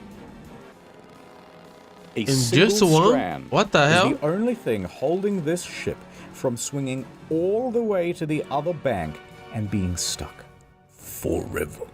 Without even realizing, Canterville grabs El Said's hand and squeezes it tight. It's gonna hold. You're a madman, Canterville.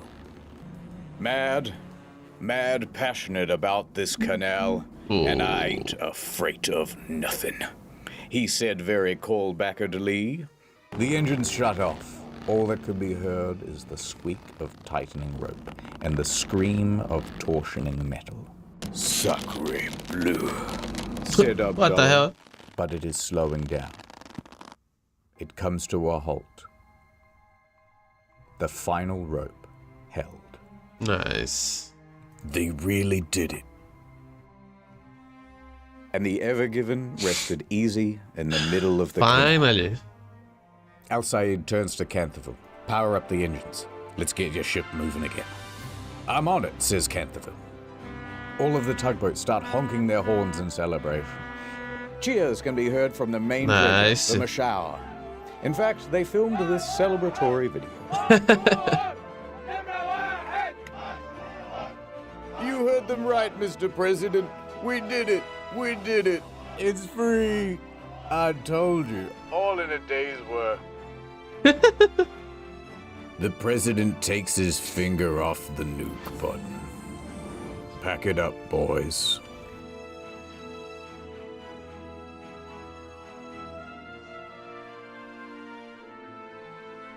I can't believe it. All that digging really...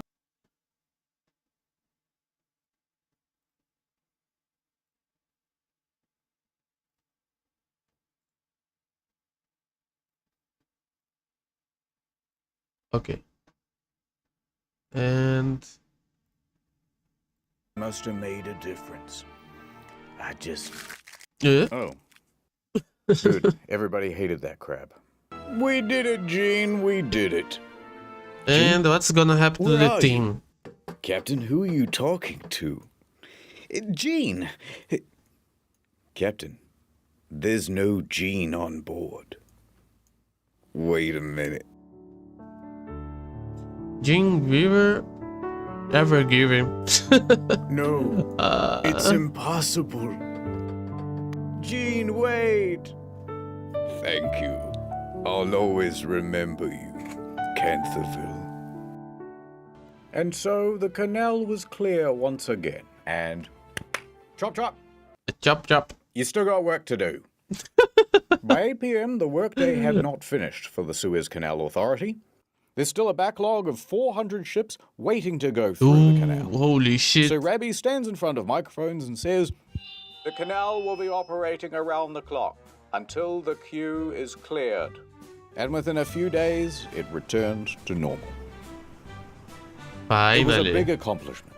Many industry experts thought it would take several months to free the And I Evergiven. talked in the beginning that But the they crisis really was died. resolved within a mere week. What the hell? Prepare the sarcophagus for the doubters. Ooh. Even Egypt's president came out and said, "Good job, everybody." Abdel Fattah You know what? el-Sisi. Pizza love. Sisi? And the Suez Sisi. Canal Authority held a ceremony in honor of the workers who helped to free the ship. And they also made this monument, which you can see on Google Maps.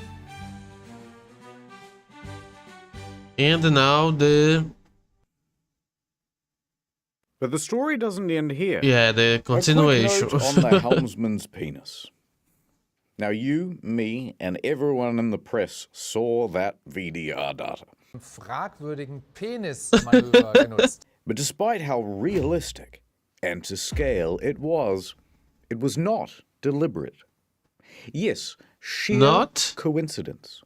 If you watch the VDR What the hell? data, he really is just dodging the ships, and that's the shape that the path took. So he didn't get in any trouble. What the hell? The end. Oh, all right. I suppose one more smaller detail. Now that the Evergiven is free, what's going to happen to it? And what's going to happen to the crew? Yeah, something gonna happen to them. The Evergiven was tugged over to Great Bitter Lake, where they determined that the ship was seaworthy and not in any urgent need of repair. But it's also going to be impounded. Ooh. Oh no. Hey, there's, like, police boats outside. Why? What did you do? This ship and its crew is now subject to the indefinite detention by the authority of the Egyptian government. Until you pay us, the Evergiven may not leave, says the Suez Canal Authority. Yes, we will be holding on to the Evergiven. It's our view that there was no wrongdoing on the part of the Suez Canal Authority or its two pilots, and it was all the crew of the Evergiven, so their ship will be held until the parent company agrees to rightfully pay us for all of the costs incurred. Ruh-roh. Now here's where things get very complicated, and there is a lot of legal mumbo-jumbo. But the crux is this. The Suez Canal Authority says, "Dear Evergiven owners, you owe us $900 million. What the fuck? And Shoei Kisen Kaisha says, "No way. How many yen is that? No way." So by April 13th, some of the crew was allowed to leave, but a lot of them have to stay. And there's a certain nervousness in the air. Large legal battles can go on for a while, and there was already And a they have bad to stay on example of this just a few dozen kilometers away. They have to stay on the... V. Aman. What the hell?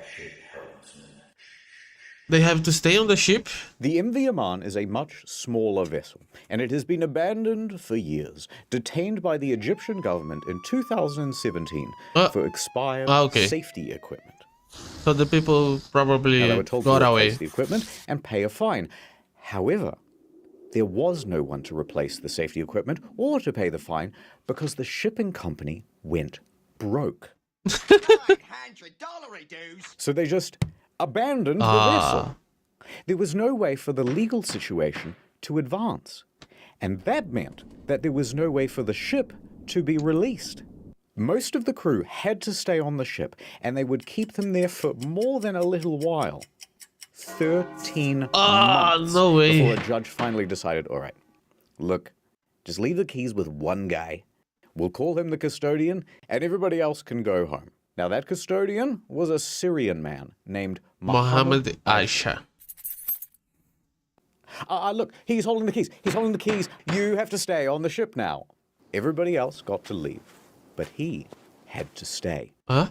On top of the 13 months he'd already been there, he spent the next 3 years aboard the ship. Hell no. Quickly, the ship ran out of fuel, which meant it ran out of power, which meant it ran out of running water. No refrigeration either. Food ran out. Every few days, Mr. Aisha would be allowed to swim onto the shore to get food, water, charge his phone, but he was only permitted for about 2 hours until they would tell him to scoot. Oh, no. Would this be the same? Tell him to scoot. He wasn't freed until April 22, 2021. Would this be the same fate for the Ever Given crew? They did not know. A more crazy, we do, so let me a tell more you. crazy guy would have probably killed some motherfucker there. What the hell? 3 years? Yeah. 4, if it counts the first 13 months. Passed. And the negotiations continued. You guys had those 2 bickering pilots. Yeah, but the captain's always in charge. Sorry, who didn't arrange for tugboats while we were going through the canal? Oh, that was you guys. I'm going to put 20,000 containers on one of the largest ships in the world and go double the speed limit, then complain about tugboats. But eventually, they all got together in a big room. And they went, I'm sorry about all those things I said and those emails I sent. I didn't mean it. I was tough on you as well. They embraced. They made amends. So stupid. They made love. And they agreed, all right, you can keep using the canal, but sometimes we get to go fishing on the boat. That's fair. That's tough. The settlements were not They disclosed. shook on it. It was an Egyptian handshake. They do the thing with the elbow. There was a mummy.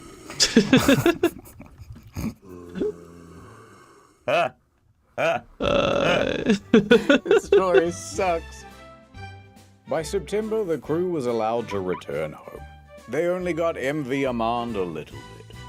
And that guy on the MV Aman, he got to go home too. Nice. Why not? Get out of here, you scamp. The Ever Given made its delivery to Rotterdam. Port of It Rotterdam. did. All the cargo is here.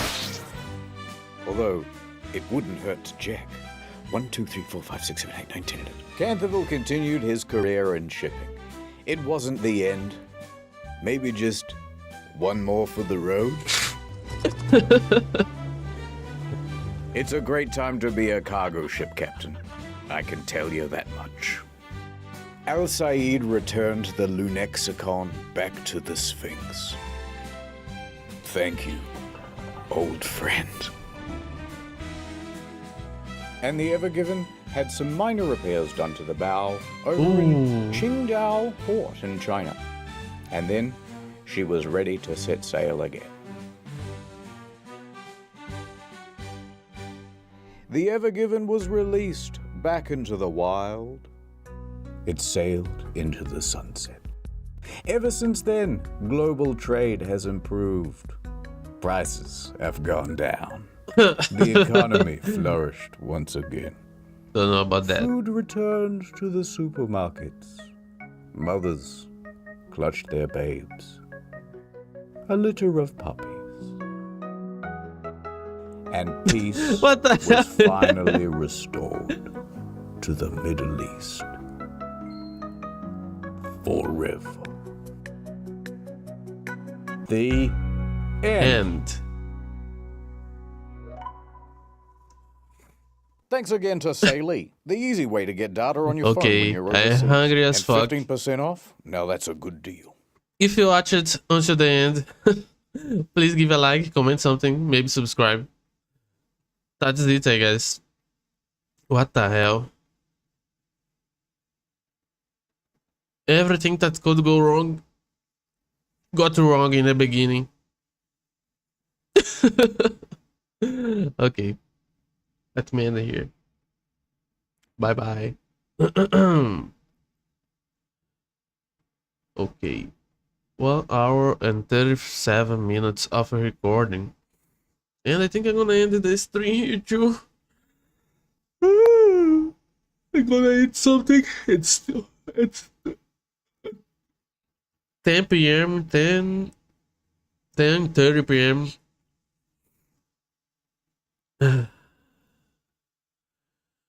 1 hour and 50 minutes.